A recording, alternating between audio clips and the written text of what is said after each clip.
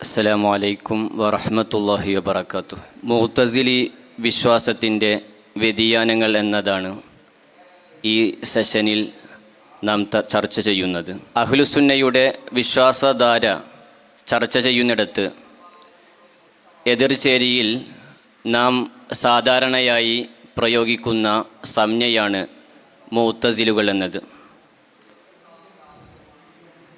മുഅ്തസിൽ അവരുടെ വാദഗതികൾ ഇന്ന് പുനഃപ്രതിഷ്ഠിക്കാനുള്ള ശ്രമത്തിലാണ് ആധുനിക സലഫി വിഭാഗങ്ങൾ. മാത്രമല്ല, ദിവ്യബോധത്തിനപ്പുറം യുക്തിക്ക് അമിത പ്രാധാന്യം നൽകുന്ന വാദഗതിയാണ് എന്നതുകൊണ്ട് തന്നെ പുതുകാലത്ത് തീർത്തും അപകടകരമായ വാദമാണിത്. ഈ അവസരത്തിലാണ് ഈ വിഷയം പ്രസക്തമാകുന്നത്. മാത്രമല്ല, ഇവരുടെ വാദഗതികളിലെ അർത്ഥശൂന്യത പലർക്കും അജ്ഞമാണ് എന്നതാണ് സത്യം. ഇൻഷാ അല്ലാഹ് മുഅ്തസിലത്തിൻ്റെ വിശ്വാസ വ്യതിയാനങ്ങളെക്കുറിച്ച് നമ്മോട് സംവദിക്കാൻ സമസ്ത മുശാവറ അംഗം വെള്ളയൂർ ഉസ്താദ് നമ്മോടൊപ്പമുണ്ട്. ഈ സെഷനിലേക്ക് സ്വാഗതം ചെയ്യുകയാണ്. അഹ്ലുസുന്നയുടെ വിശ്വാസധാരക്ക് പുറത്ത് ഒട്ടേറെ അവാന്തര വിഭാഗങ്ങളുണ്ട്. ഈ വ്യത്യസ്ത വിഭാഗങ്ങളെ വേർതിരിച്ച് അറിയുന്നതിന് നിർവചനം അനിവാര്യമാണ്. അതുകൊണ്ട് തന്നെ മുഅ്തസിലത്തിൻ്റെ ചരിത്രവും വാദഗതികളിലെ അർത്ഥശൂന്യതയും ചർച്ച ചെയ്യുന്നതിന് മുമ്പ് അവരുടെ മുഅ്തസിലത്ത് എന്ന സംജ്ഞയുടെ ഭാഷാപരവും സാങ്കേതികപരവുമായ നിർവചനം പറഞ്ഞ് തുടങ്ങാമെന്ന് തോന്നുന്നു. അസ്സലാമു അലൈക്കും വറഹ്മത്തുള്ളാഹി വബറകാതുഹു. അൽഹംദുലില്ലാഹി റബ്ബിൽ ആലമീൻ വസ്സലാത്തു വസ്സലാമു അലാ സയ്യിദിൽ അംബിയാഇ വൽ മുർസലീൻ വഅലാ ആലിഹി വസഹ്ബിഹി അജ്മഈൻ. അമ്മാ ബഅദ്. ഏറ്റവും സ്നേഹം നിറഞ്ഞ പണ്ഡിതന്മാരെ, മുതഅല്ലിമീങ്ങളെ, സത്യവിശ്വാസികളെ, അല്ലാഹു സുബ്ഹാനഹു വ തആല നാം ഇവിടെ ചെലവഴിക്കുന്ന ഓരോ സെക്കൻഡുകളും ഇഹത്തിലും പരത്തിലും ഉപകരിക്കുന്ന ഒരു കർമ്മമായി നമ്മിൽ നിന്ന് സ്വീകരിക്കുമാറാകട്ടെ. നമ്മിൽ നിന്ന് വിട പറഞ്ഞു പോയ മാതാപിതാക്കൾ, ഉസ്താദുമാർ, സാദാത്തുക്കൾ, പ്രസ്ഥാന ബന്ധുക്കൾ, സഹോദര സഹോദരിമാർ തുടങ്ങി എല്ലാവരുടെയും പരലോക ജീവിതം അല്ലാഹു സന്തോഷത്തിലാക്കുമാറാകട്ടെ. അമ്പിയാക്കൾ, ഔലിയാക്കൾ, ശുഹദാക്കൾ, സ്വാലിഹീങ്ങളോടൊന്നിച്ച് അവരെയും നമ്മെയും അള്ളാഹു അവൻ്റെ സുഖലോക സ്വർഗത്തിൽ ഒരുമിച്ച് കൂട്ടി അനുഗ്രഹിക്കുമാറാകട്ടെ. ആമീൻ. മുഅ്തസിലത്ത് എന്ന പുത്തൻ പ്രസ്ഥാനത്തെ അടിസ്ഥാനമാക്കിക്കൊണ്ടാണ് ഈ ചർച്ച ഇവിടെ നടക്കുന്നത്. മുഅ്തസില എന്ന് പറഞ്ഞാൽ അതിൻ്റെ ഭാഷാപരമായ അർത്ഥം വിഘടിതർ എന്നാണ്. ഇഅ്തസല എന്ന് പറഞ്ഞാൽ വിഘടിച്ചു, തെറ്റിപ്പോയി എന്നാണ് അതിൻ്റെ ഭാഷാപരമായ അർത്ഥം. എന്നാൽ ഈ പ്രസ്ഥാനത്തിന് മുഅ്തസിലത്ത് എന്ന പേര് വരാനുള്ള കാരണം പണ്ഡിതന്മാർ വിശദീകരിച്ചത് വിവിധ രൂപത്തിൽ നമുക്ക് കാണാൻ സാധിക്കും. ഏത് എടുത്തു നോക്കിയാലും എല്ലാം ആ പേരിന് ഇവർ അർഹരാണ് എന്ന് നമുക്ക് മനസ്സിലാക്കാനും സാധിക്കും. ശറഹുൽ അഖായിദിൽ അല്ലാമ സഅദുദ്ദീൻ തഫ്താസാനി റഹ്മത്തുള്ളാഹി അലൈഹി മുഅ്തസിലത്തിനെ സംബന്ധിച്ച് പറയുന്നത്, അവ്വലു ഫിർഖത്തിൻ അസ്സസു ഖവാഇദൽ ഖിലാഫ് ലിമാ വറദ ബിഹി ലാഹിറുസ് സുന്ന വജറ അലൈഹി ജമാഅത്തു സ്വഹാബ എന്ന് പറഞ്ഞാൽ അഹ്ലുസുന്ന വൽ ജമാഅ.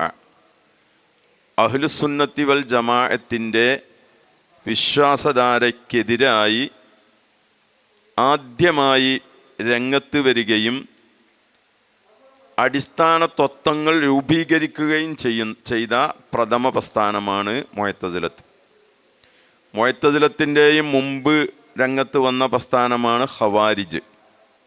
പക്ഷേ ആ ഖവാരിജ് മുഅ്തസിലത്തിനെ പോലെ ഒരു വ്യവസ്ഥാപിതമായ ഒരു പ്രസ്ഥാനമായി രംഗത്ത് വന്നിട്ടില്ലായിരുന്നു. അങ്ങനെ വന്നത് മുഅ്തസിലത്തായതുകൊണ്ടാണ് അവ്വലു ഫിർഖത്തിൻ അസ്സസു ഖവാഇദൽ ഖിലാഫ് എന്ന് മഹാനായ തഫ്താസാനി റഹ്മത്തുള്ളാഹി അലൈഹി രേഖപ്പെടുത്തിയത്. എന്നിട്ട് അവർക്ക് ഈ നാമം വരാനുള്ള കാരണം തഫ്താസാനി റഹ്മത്തുള്ളാഹി അലൈഹി വിശദീകരിക്കുന്നത് മുഅ്തസിലത്തിൻ്റെ നേതാവാണ് വാസിലുബ്നു അത്താ. ഇദ്ദേഹത്തിൻ്റെ ജീവിതകാലം ഹിജറ 80-131 കാലയളവിലാണ് വാസിലുബ്നു അത്താ ജീവിച്ചത്. അദ്ദേഹം എഅ്തസല മജ്ലിസൽ ഹസനിൽ ബസ്രി റഹ്മഹുല്ല, പ്രമുഖ താബിഈ പണ്ഡിതനാണ് ഹസൻ ബസ്രി റളിയല്ലാഹു അൻഹു. അദ്ദേഹത്തിൻ്റെ സദസ്സിൽ പങ്കെടുക്കുകയും വിജ്ഞാനങ്ങളൊക്കെ കരസ്ഥമാക്കുകയും ചെയ്തിരുന്ന ഒരു വ്യക്തിയാണ് വാസിലുബ്നു അത്താ. പക്ഷേ ഇടക്ക് വച്ച് ഹസൻ ബസ്രി റളിയല്ലാഹു അൻഹുവുമായി വിഘടിക്കുകയും പുതിയ ഒരു വിശ്വാസം രംഗത്ത് കൊണ്ടുവരികയും ചെയ്തു വാസിലുബ്നു അത്താ. എന്തായിരുന്നു അദ്ദേഹത്തിൻ്റെ വാദം? വൻ കുറ്റം ചെയ്തവൻ വിശ്വാസിയുമല്ല, കാഫിറും അല്ല.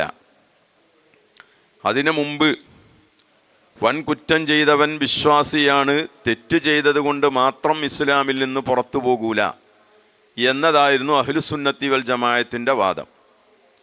അതേസമയത്ത് അതിനെതിരായി അന്ന് നിലവിലുണ്ടായിരുന്ന മറ്റൊരു പ്രസ്ഥാനമാണ് ഖവാരിജ്. അവരുടെ വാദം വൻ കുറ്റം ചെയ്താൽ ഇസ്ലാമിൽ നിന്ന് പുറത്തു പോകും, കാഫറാണ് എന്നായിരുന്നു. അപ്പം ഈ രണ്ട് വാദങ്ങൾക്കുമിടയിൽ വയുസ്ബിത്തുൽ മൻസിലത്ത ബൈനൽ മൻസിലത്തൈൻ, വൻ കുറ്റം ചെയ്തവൻ വിശ്വാസിയാണ് എന്ന് അഹ്ലുസുന്നയും കാഫറാണെന്ന് ഖവാരിജും പറയുന്നു. അത് രണ്ടിൻ്റെയും ഇടക്ക് ഒരു വാസിത്ത സ്ഥാപിച്ചുകൊണ്ടാണ് ഈ വാസില് രംഗത്ത് വന്നത്. ഇദ്ദേഹത്തിൻ്റെ ഈ പുതിയ വാദം അദ്ദേഹം ആളുകൾക്കിടയിൽ കുറച്ച് ആളുകൾ അങ്ങനെ കൂട്ടി ഹസൻ ബസ്രി റളിയല്ലാഹു അൻഹു ദർസ് നടത്തുന്ന സദസ്സിൻ്റെ ഒരു മൂലയിലിരുന്ന് ഇതിങ്ങനെ സമർത്ഥിച്ചു കൊണ്ടിരിക്കുമ്പോഴാണ് ഹസൻ ബസ്രി റളിയല്ലാഹു അൻഹു പറഞ്ഞത് ഖദിയത്തസല അന്ന, വാസില് നമ്മിൽ നിന്ന് വിഘടിച്ചു പോയി. നമ്മിൽ നിന്ന് എന്ന് പറഞ്ഞാൽ അഹ്ലുസുന്നത്തി വൽ ജമാഅത്തിൽ നിന്ന് വിഘടിച്ചു പോയി. അതിൻ്റെ പേരിലാണ് ഫസുമ്മു അൽ മുഅ്തസില, വിഘടിതർ എന്ന അർത്ഥത്തിൽ മുഅ്തസില എന്ന നാമകരണം അവർക്ക് വന്നത് എന്നാണ് മഹാനായ തഫ്താസാനി റഹ്മത്തുള്ളാഹി അലൈഹി പറയുന്നത്. ഇനി മറ്റു പല അഭിപ്രായങ്ങളും അവിടെയുണ്ട്. മറ്റൊരഭിപ്രായം സത്യവുമായി വിഘടിച്ചു പോയത് കൊണ്ടാണ് മുഅ്തസില എന്ന പേര് കിട്ടിയത്. മറ്റൊരഭിപ്രായം മുസ്ലിങ്ങളുടെ പൊതുവായ പ്രസ്താവനകളുമായി വിഘടിച്ചു പോയത് കൊണ്ടാണ് അവർക്ക് ആ നാമകരണം കിട്ടിയത് എന്ന് തുടങ്ങി, അതുപോലെ തന്നെ മുസ്ലിങ്ങളുടെ വിശ്വാസധാരയുമായി വിഘടിച്ചു പോയത് കൊണ്ടാണ് അവർക്ക് ആ പേര് കിട്ടിയത് എന്നിങ്ങനെ പല കാരണങ്ങളും പലരും പറയുന്നുണ്ടെങ്കിലും എല്ലാ കാരണങ്ങളും ഈ പ്രസ്ഥാനത്തിന് മുഅ്തസില എന്ന് പേര് വെക്കാനുള്ള മതിയായ കാരണങ്ങളാണ് എന്ന് ഈ പറഞ്ഞതിൽ നിന്ന് നമുക്ക് മനസ്സിലാക്കാം. അതുകൊണ്ട് വിഘടിതർ എന്ന് ഭാഷാപരമായി അർത്ഥം പറയാം. അതുപോലെ തന്നെ അഹ്ലുസുന്നത്തി വൽ ജമാഅത്തിൻ്റെ ആശയാദർശങ്ങളിൽ നിന്ന് വിട്ടുപോയ പുത്തൻ പ്രസ്ഥാനം എന്ന് പൊതുവെ അവരെ നമുക്ക് പരിചയപ്പെടുത്താം. മുഅ്തസിലത്തിൻ്റെ ഭാഷാപരവും സാങ്കേതികപരവുമായ നിർവചനം ഇവിടെ വിശദീകരിച്ചു. സ്വാഭാവികമായും ഉയർന്നു വരുന്ന ചോദ്യം ഇതിൻ്റെ നാമകരണത്തിന് പിന്നിലെ അടിസ്ഥാനം എന്താണ് എന്നാണ്. അതും ഇവിടെ വിശദീകരിച്ചു കഴിഞ്ഞു.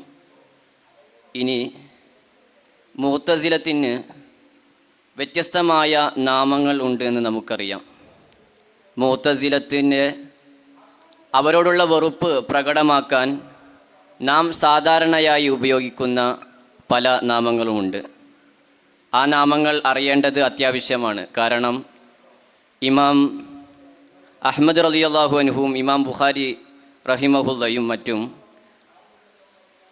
ചില മറുപടികൾ എഴുതുന്ന സമയത്ത് മുഅ്തസിലത്ത് എന്നതിന് പകരം മറ്റു പ്രയോഗങ്ങളാണ് നടത്തിയിട്ടുള്ളത്. ഉദാഹരണമായി ജഹ്മിയ എന്ന പ്രയോഗം കാണാം. അതുകൊണ്ട് അർത്ഥമാക്കുന്നത് മുഅ്തസിലത്ത് എന്ന് മനസ്സിലാകണമെങ്കിൽ ഇവരുടെ ഈ മുഅ്തസിലത്തിൻ്റെ വ്യത്യസ്തമായ നാമങ്ങൾ അറിയേണ്ടതുണ്ട്. അതുകൊണ്ട് തന്നെ മുഅ്തസിലത്തിൻ്റെ അവരോടുള്ള വെറുപ്പ് പ്രകടമാക്കാൻ നാം പ്രയോഗിക്കുന്ന നാമങ്ങളും അതോടൊപ്പം അവർ ഒരു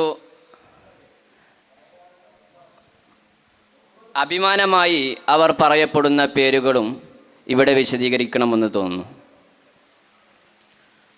മുഅ്തസിലത്ത് എന്നതിന് അഹ്ലുസുന്നത്തി വൽ ജമാഅത്തിൻ്റെ ഉലമാ വിവിധ നാമങ്ങൾ പറഞ്ഞത് കാണാം. അതിൽപ്പെട്ട ഒന്നാണ് ഖദരിയത്ത്. ഹദീസിൽ കാണാമൽ ഖദരിയത്തു മജൂസു ഹാദിഹിൽ ഉമ്മ. ഖദരിയത്ത് ഈ സമൂഹത്തിലെ മജൂസികളാണ് എന്നൊരു ഹദീസിൽ കാണാം. ഇത് നബി സല്ലല്ലാഹു അലൈഹി വസല്ലമ തങ്ങളുടെ ഒരു പ്രവചനമാണ്. യഥാർത്ഥത്തിൽ സല്ലല്ലാഹു അലൈഹി വസല്ലമ തങ്ങളുടെ ജീവിതകാലത്ത് ഈ മുഅ്തസിലത്ത് രംഗത്തില്ലല്ലോ. അതുകൊണ്ട് തന്നെ വരാൻ പോകുന്ന ഒരു പ്രസ്ഥാനത്തെ സംബന്ധിച്ചും അവരുടെ വിശ്വാസധാരയെ സംബന്ധിച്ചും ഉള്ള ഒരു പ്രവചനമാണ് യഥാർത്ഥത്തിൽ ഈ ഹദീസിൽ പറയുന്നത്. അപ്പോൾ ഖദരിയത്ത് എന്ന് പറഞ്ഞാൽ ഉദ്ദേശിക്കുന്നതും മുഅ്തസിലത്ത് തന്നെയാണ്. കാരണം അവർ ഖദറിനെ നിഷേധിക്കുന്നവരാണ്.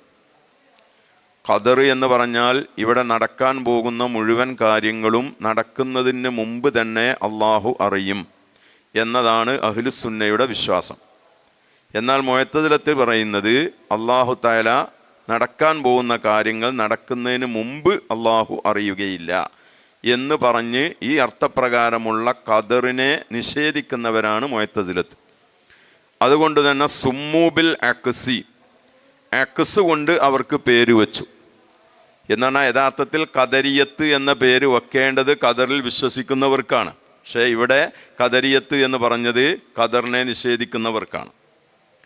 മറ്റ് അവർക്ക് പറയുന്ന ഒരു പേരാണ് മുഅത്വിലത്ത്. മുഅത്വിലത്ത് എന്ന് പറഞ്ഞാൽ അള്ളാഹുവിൻ്റെ സിഫത്തുകളെ നിഷേധിക്കുന്ന വിഭാഗം എന്നാണ്. എന്ന് പറഞ്ഞാൽ അള്ളാഹുവിൻ്റെ ദാത്തിനേക്കാൾ അധികമുള്ള എന്നാൽ പൂർണ്ണമായും ദാത്തിൽ നിന്ന് ഗൈറാണ് എന്ന് പറയാൻ പറ്റാത്ത ഖദീമായ വിശേഷണങ്ങൾ ഉണ്ട് എന്നാണ് അഹ്ലുസുന്നയുടെ വിശ്വാസം.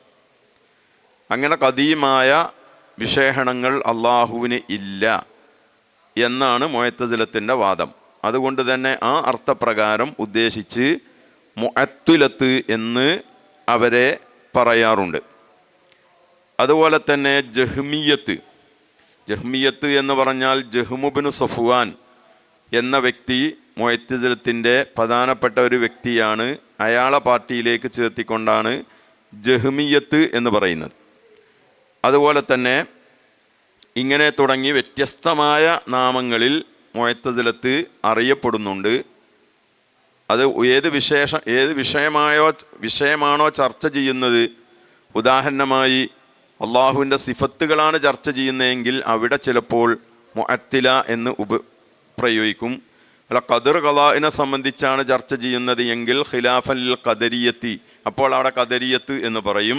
ഇങ്ങനെ സന്ദർഭങ്ങൾക്കനുസരിച്ചാണ് നമ്മുടെ അഹ്ലുസുന്നയുടെ ഇമാമുകൾ ഈ വ്യത്യസ്തമായ നാമങ്ങൾ പ്രയോഗിച്ച് വരുന്നത്. ദിവ്യബോധനത്തേക്കാൾ യുക്തിക്ക് കൂടുതൽ പ്രാധാന്യം നൽകുന്ന ഈ മുഅ്തസിലത്ത് വിഭാഗം അന്നത്തെ കാലത്ത് കുറഞ്ഞ കാലം കൊണ്ട് തന്നെ ജനസമ്മതി പിടിച്ചുപറ്റിയിട്ടുണ്ട്.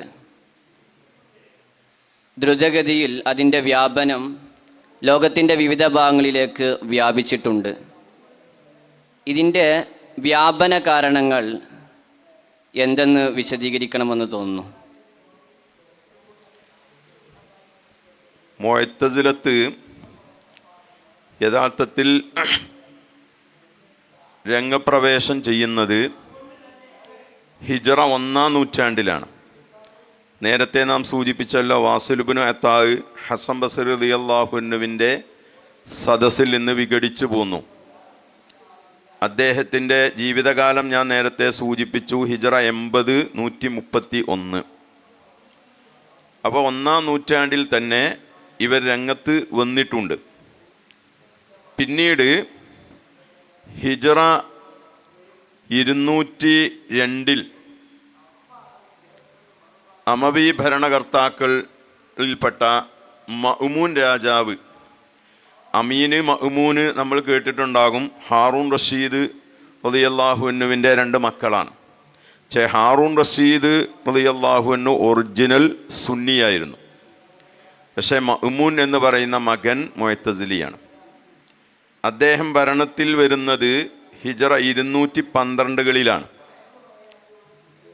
അദ്ദേഹം മുഅ്തസിലത്തിനെ അകമഴിഞ്ഞ് സഹായിക്കുകയും മുഅ്തസിലത്തിൻ്റെ വാദഗതികൾ സമർത്ഥിക്കാനുള്ള വാദപ്രതിവാദങ്ങൾ സംഘടിപ്പിക്കുകയും അതിനെതിരിൽ ആര് പറയുന്നുവോ അവരെ മുഴുവനും ദർസ് നടത്തുന്നതിന് വിലക്കേർപ്പെടുത്തുകയും അതുപോലെ തന്നെ അറസ്റ്റ് ചെയ്യുകയും ഒക്കെ ചെയ്തതായി നമുക്ക് ചരിത്രഗ്രന്ഥങ്ങളിൽ കാണാവുന്നതാണ്. മഹാനായ ഇമാം അഹ്മദ് ഇബ്നു ഹംബൽ റളിയല്ലാഹു അൻഹു ആ നിലക്ക് ഈ മഅ്മൂൻ രാജാവിൻ്റെ ഭരണകാലത്ത് അറസ്റ്റ് ചെയ്യപ്പെട്ട ഒരു മഹാപണ്ഡിതനാണ്. ഖുർആൻ സൃഷ്ടിയാണ് എന്ന വാദം മുഅ്തസിലത്തിൻ്റെ പ്രധാനപ്പെട്ട ഒരു വാദമാണ്. ഖുർആൻ സൃഷ്ടിയാണ്. അപ്പോൾ ഈ വാദത്തിനെതിരായി മഹാനായ അഹ്മദ് ഇബ്നു ഹംബൽ റളിയല്ലാഹു അൻഹു ഖുർആൻ സൃഷ്ടിയല്ല എന്ന് വാദിച്ചതിൻ്റെ പേരിലാണ് മഹാനവറുകളെ ദർസ് നടത്തുന്നതിന് വിലക്കേർപ്പെടുത്തുകയും അതുപോലെ തന്നെ അറസ്റ്റ് ചെയ്യപ്പെടുകയും ചെയ്തിട്ടുള്ളത്. അങ്ങനെ കാര്യമായ രാഷ്ട്രീയ സ്വാധീനം അക്കാലത്തുള്ള ഭരണകർത്താക്കളെ സ്വാധീനിച്ചുകൊണ്ട് മുഅ്തസിലത്ത് നേടിയിരുന്നു എന്നത് ഒരു വസ്തുതയാണ്. അങ്ങനെ മഹാനായ അഹ്മദ് ഇബ്നു ഹംബൽ റളിയല്ലാഹു അൻഹു 2018 ഹിജ്റ 2012 അദ്ദേഹം ഭരണരംഗത്ത് വന്നത്. ഹിജ്റ 2018 218 മഅ്മൂനിൻ്റെ പ്രതിനിധി ഇസ്ഹാഖ് ഇബ്നു ഇബ്രാഹിം മുഖേനയാണ് മഹാനായ അഹ്മദ് ഇബ്നു ഹംബൽ റളിയല്ലാഹു അൻഹുവിനെ അറസ്റ്റ് ചെയ്യപ്പെടുന്നത്. മഅ്മൂനിന് ശേഷം പിന്നീട് ഭരണത്തിൽ വന്നത് മുഅ്തസിം എന്ന് പറയുന്ന വ്യക്തിയാണ്. ഇദ്ദേഹവും മഅ്മൂനിൻ്റെ അതേ സ്വഭാവം തന്നെയാണ് സ്വീകരിച്ചത്. അദ്ദേഹം ഇമാം അവറുകളെ അറസ്റ്റ് ചെയ്യുകയും ദിവസവും ചാട്ടവാറുകൊണ്ട് അടിക്കുകയും ചാട്ടവാറുകൊണ്ടുള്ള അടി കിട്ടിയതിൻ്റെ പേരിൽ മഹാനായ അഹ്മദ് ഇബ്നു ഹംബൽ റളിയല്ലാഹു അൻഹുവിൻ്റെ ബോധം നഷ്ടപ്പെടുകയും അങ്ങനെ 28 മാസക്കാലം ഈ ജയിലിൽ വച്ചുള്ള ക്രൂരമായ മർദ്ദനങ്ങൾ തുടർന്നു. അതുകൊണ്ട് തന്നെ സത്യം തുറന്നു പറഞ്ഞതിൻ്റെ പേരിൽ ഈ നിലക്കുള്ള പല മർദ്ദന മുറകളും ഏറ്റുവാങ്ങേണ്ടി വന്നിട്ടും മഹാനായ ഇമാം അഹ്മദ് ഇബ്നു ഹംബൽ റളിയല്ലാഹു അൻഹു ഒരിക്കലും അതിൽ നിന്ന് പിന്മാറാൻ തയ്യാറായില്ല. ഖുർആൻ സൃഷ്ടിയല്ല, അള്ളാഹുവിൻ്റെ കലാമാണ് എന്ന വിഷയത്തിൽ അദ്ദേഹം ഉറച്ചു നിൽക്കുന്നപ്പോൾ ജയിലിൽ നിന്ന് മോചിപ്പിക്കാൻ വേണ്ടി മുഅ്തസിം ഉത്തരവിട്ടു. അങ്ങനെ ഹിജ്റ 227 മുഅ്തസിം മരണപ്പെട്ടു. പിന്നീട് ഭരണത്തിൽ വന്നത് അൽ വാസിഖു ബില്ലാ എന്ന് പറയുന്ന വ്യക്തിയാണ്. അദ്ദേഹം അറസ്റ്റ് ചെയ്തിട്ടില്ലെങ്കിലും ഇമാം അവർക്ക് ദർസ് നടത്തുന്നതിന് വിലക്കേർപ്പെടുത്തുകയും ജനങ്ങളുമായി ഇടപഴകുന്നതിന് നിന്ന് ഇമാം അവറുകളെ തടയുകയും ചെയ്തു. തുടർന്ന് ഹിജ്റ 232 വാസിഖ് മരണപ്പെടുകയും പിന്നീട് ഭരണരംഗത്ത് വന്നത് മുത്തവക്കിൽ എന്ന് പറയുന്ന വ്യക്തിയാണ്. ഇദ്ദേഹം യഥാർത്ഥ അഹ്ലുസുന്ന വൽ ജമാഅയുടെ വക്താവും അങ്ങനെ ഖുർആൻ സൃഷ്ടിയാണ് എന്ന് പറയുന്ന വാദത്തെ തകർക്കുകയും മഹാനായ ഇമാം അഹ്മദ് ഇബ്നു ഹംബൽ റളിയല്ലാഹു അൻഹുവിനെ അങ്ങേയറ്റം ബഹുമാനിക്കുകയും ആദരിക്കുകയും ചെയ്തതായി ചരിത്രത്തിൽ നമുക്ക് വായിക്കാൻ സാധിക്കും. അപ്പോൾ ചുരുക്കി പറഞ്ഞാൽ ഹിജറ 212 മുതൽ 232 വരെ ഭരണസ്വാധീനം ഉപയോഗപ്പെടുത്തി ഈ ഇഅ്തിസാലിൻ്റെ ആശയം പ്രചരിപ്പിക്കാൻ വേണ്ടി മുഅ്തസിലത്ത് അങ്ങേ അറ്റം പരിശ്രമിച്ചിട്ടുണ്ട് എന്ന് ഈ ഒരൊറ്റ സംഭവത്തിൽ നിന്ന് നമുക്ക് മനസ്സിലാക്കാം. മഹാനായ ഇമാമുന ശാഫിഈ റളിയല്ലാഹു അൻഹു ആണ്, അതല്ല മറ്റൊരു പണ്ഡിതനാണ് എന്ന് പറയുന്നുണ്ട്. അദ്ദേഹത്തോടും ചോദിച്ചു, ഖുർആൻ സൃഷ്ടിയാണോ അല്ലേ? അപ്പോൾ അവർ പറഞ്ഞു, ഖുർആന്, തൗറാത്ത്, ഇഞ്ചീല്, സബൂർ ഇത് 4 സൃഷ്ടിയാണ് എന്ന് പറഞ്ഞു. അപ്പോൾ കേട്ടവർ മനസ്സിലാക്കിയത് എന്താണ്? ഖുർആനും സൃഷ്ടിയാണ്, സബൂറും സൃഷ്ടിയാണ്, ഇഞ്ചീലും തൗറാത്തും ഒക്കെ സൃഷ്ടിയാണ് എന്നാണ്. പക്ഷേ ഇമാം അവറുകൾ പറഞ്ഞത് ഈ 4 വിരലും സൃഷ്ടിയാണ് എന്നാണ്. അങ്ങനെ ചിലരൊക്കെ ഹിക്മത്തിലൂടെ കഴിച്ചിലായപ്പോൾ, രക്ഷപ്പെട്ടപ്പോൾ അഹ്മദ് ഇബ്നു ഹംബൽ റളിയല്ലാഹു അൻഹു ആ ഉറച്ച നിലപാട് സ്വീകരിക്കുകയും അതിൻ്റെ പേരിൽ ഇമാമു അഹ്ലുസുന്ന എന്ന പേരിൽ ഇമാം അഹ്മദ് ഇബ്നു ഹംബൽ റളിയല്ലാഹു അൻഹു അറിയപ്പെടുകയും ചെയ്തു. മുഅ്തസിലത്തിൻ്റെ വ്യാപനത്തിന് അന്നത്തെ രാഷ്ട്രീയ സാഹചര്യങ്ങൾ കാരണമായിട്ടുണ്ടെന്ന് ഇവിടെ വിശദീകരിച്ചു. അതുപോലെ പ്രതിരോധ രചനകളും സംവാദങ്ങളും ഇതര മതങ്ങളുടെ സ്വാധീനവും തത്വശാസ്ത്ര പഠനവും അതിന് വ്യാപനത്തിന് കാരണമായി വർത്തിച്ചിട്ടുണ്ടെന്ന് നമുക്ക് മനസ്സിലാക്കാവുന്നതാണ്. ഇനി മുഅ്തസിലത്ത് അവരെല്ലാവരും അംഗീകരിക്കുന്ന വാദഗതികൾ ഉണ്ടെങ്കിൽ കൂടി കാലാന്തരത്തിൽ ഈ അടിസ്ഥാനങ്ങളെ വ്യാഖ്യാനിക്കുന്നതിൽ വ്യത്യസ്തമായ വീക്ഷണങ്ങൾ അവർക്കിടയിൽ ഉണ്ടായിട്ടുണ്ട്. പ്രത്യേകിച്ച് യുക്തിക്ക് അമിത പ്രാധാന്യം നൽകുകയും ഫിലോസഫിയുടെ കടന്നുകയറ്റവും ഈ അടിസ്ഥാനങ്ങളെ വ്യാഖ്യാനിക്കുന്നതിൽ അഭിപ്രായ വ്യത്യാസങ്ങൾ ധാരാളമായി ഉണ്ടാകാൻ കാരണമായിട്ടുണ്ട്. അതുകൊണ്ട് തന്നെ മുഅ്തസിലി വിഭാഗത്തിൻ്റെ വ്യത്യസ്തമായ വിഭാഗങ്ങളും അതിലെ നേതാക്കളെയും പരിചയപ്പെടുത്തുന്നത് നന്നാവുമെന്ന് തോന്നുന്നു. ബുദ്ധിക്ക് അമിതമായ പ്രാധാന്യം നൽകുന്നവരാണ് മുഅ്തസിലത്ത്. ജമുൽ ജവാമിയിൽ കാണാം, വഹക്കമത്തിൽ മുഅ്തസിലത്തു അൽ അഖ്ല.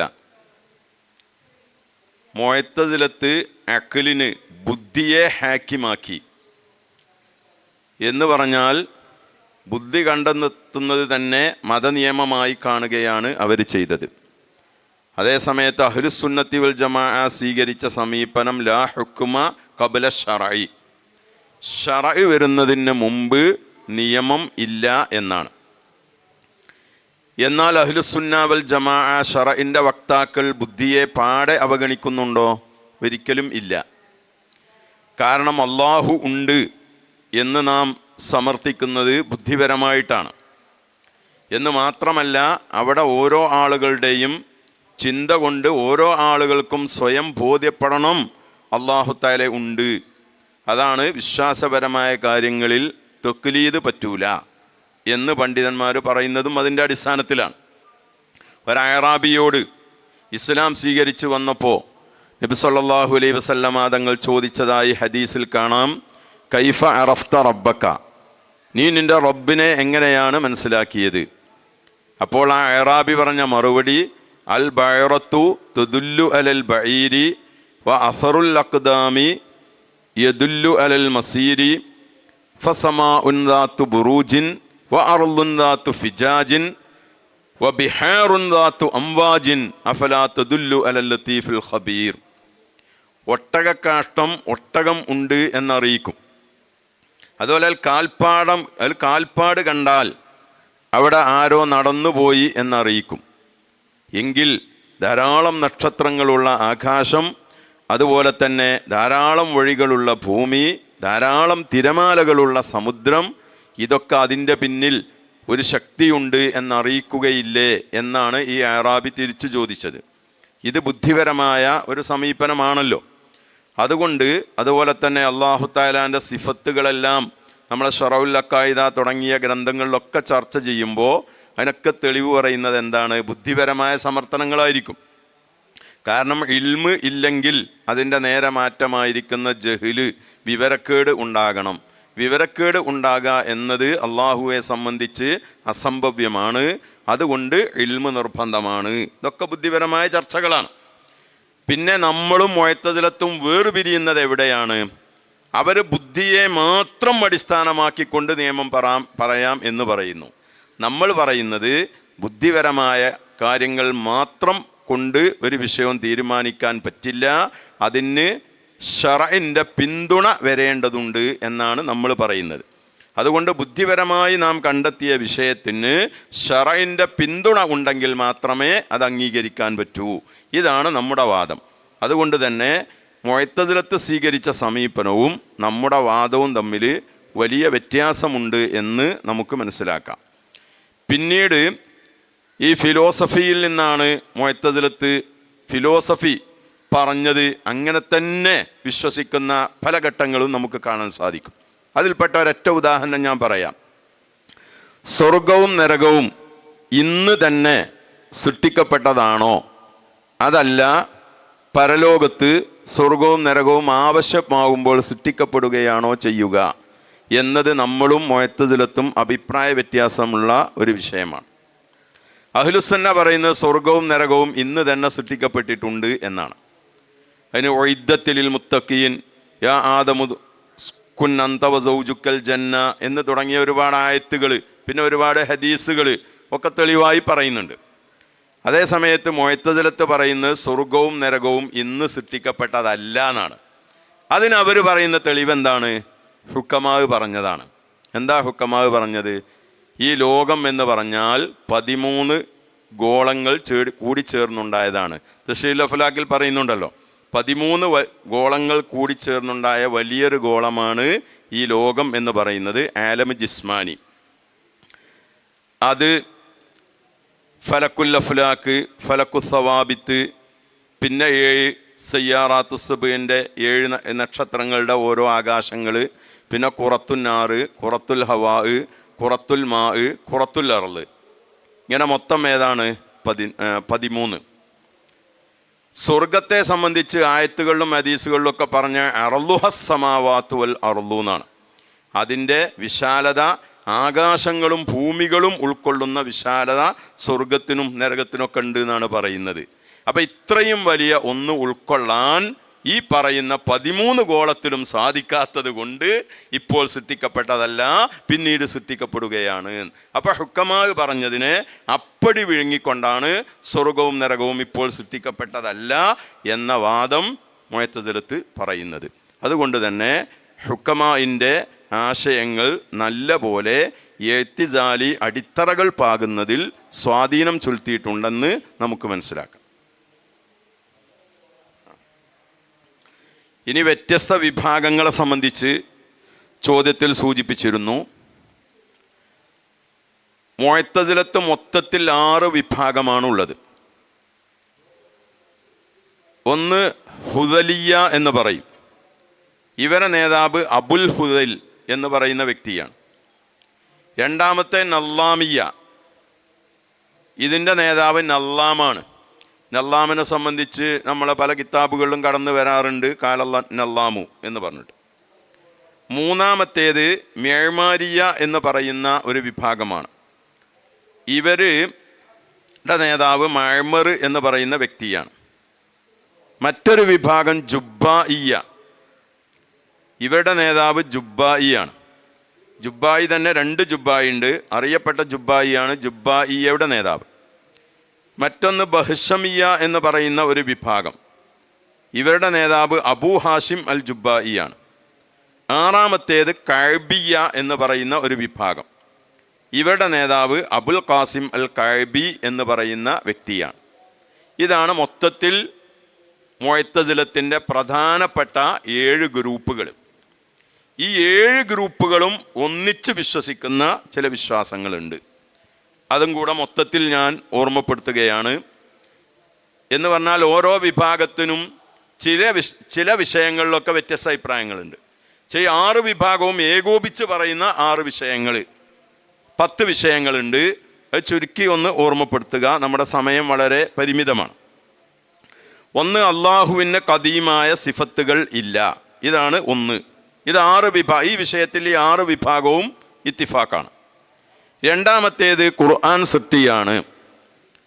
മൂന്നാമത്തേത് അള്ളാഹുവിൻ്റെ ഇറാദത്ത് ഖദീമായ സിഫത്താണ് എന്നാണല്ലോ നാം പറയുന്നത്, അത് ഹാദിസാണ്. ഇതാണ് മൂന്നാമത്തെ വിശ്വാസം. നാലാമത്തേത് അള്ളാഹു തആലാക്ക് കലാമുൻ നഫ്സി എന്ന് പറഞ്ഞ് ഒന്നില്ല. പിന്നെ അള്ളാഹു തആല സംസാരിക്കുന്നത് മറ്റെന്തോ മരത്തിലോ, അല്ലെങ്കിൽ മൂസാ നബിയോട് അള്ളാഹു തആല സംസാരിച്ചത് ഒരു മരത്തിൽ സൃഷ്ടിച്ച സംസാരം കൊണ്ടാണെന്ന് പറയുന്നുണ്ട്. അങ്ങനെ മറ്റൊന്നിൽ സൃഷ്ടിക്കുന്ന ചില സംസാരം കൊണ്ടാണ് അള്ളാഹു തആല സംസാരിക്കുന്നത്. കലാമുൻ നഫ്സി എന്ന് പറഞ്ഞ് ഒന്ന് ഇല്ല. ആറാമത്തേത് അള്ളാഹു തആല എന്താണോ അറിയുന്നത് ആ അറിയുന്നതിൻ്റെ മാറ്റം അള്ളാഹു ഉദ്ദേശിക്കും. ഇനി യുരീദു മിൻ ഇബാദിഹി മാ ലാ യകൂനു, ഒരിക്കലും ഉണ്ടാകാത്ത കാര്യം തൻ്റെ അടിമകളിൽ നിന്ന് അള്ളാഹു ഉദ്ദേശിക്കും. അള്ളാഹു തആല ഉദ്ദേശിക്കാത്ത കാര്യങ്ങൾ ഉണ്ടാകും. ഇത് മാഷാ അള്ളാഹു ഖാൻ ഒമാലം ലം യക്കുൻ എന്ന് നമ്മൾ പറയുന്നത് ഇവർക്ക് എതിരായിക്കൊണ്ടാണ്. പിന്നെ ഓരോ അടിമകളുടെയും പ്രവർത്തനങ്ങൾ സൃഷ്ടിക്കുന്നത് അടിമ തന്നെയാണ്. എന്ന് പറഞ്ഞാൽ നമ്മൾ സാധാരണഗതിയിൽ ചെയ്യുന്ന ഒരുപാട് പ്രവർത്തനങ്ങളുണ്ടല്ലോ, ഈ പ്രവർത്തനങ്ങളൊക്കെ ഖാലിക്ക് അടിമയാണ്, അള്ളാഹു അല്ല. മറ്റൊന്ന് ഖദറിനെ നിഷേധിക്കുക. അത് നേരത്തെ ഞാൻ പറഞ്ഞു, ഖദറിനെ നിഷേധിക്കുക. 10ാമത്തേത് ഹറാമ് റിസ്ക്കല്ല. ഹറാമ് ഒരാൾ ജനനം മുതൽ മരണം വരെ ഹറാമായ ഭക്ഷണം മാത്രമാണ് കഴിച്ചത് എന്ന് സങ്കല്പിക്കുക. എന്നാൽ ഒരിക്കലും അയാൾക്ക് അള്ളാഹു തആല ഭക്ഷണം നൽകി എന്ന് പറയാൻ പറ്റില്ല. അതിനെ ഷറഉൽ അഖായിലൊക്കെ ഗണ്ണിച്ചിട്ടുണ്ട്. വമാമിൻ ദാബത്തിൻ ഫിൽ അർളി ഇല്ലാ അലല്ലാഹി റിസ്ഖുഹ. അപ്പോൾ ഹറാമാണെങ്കിലും അതിന് റിസ്ക് എന്ന് പറയും എന്നാണ് അഹ്ലുസുന്നയുടെ വാദം.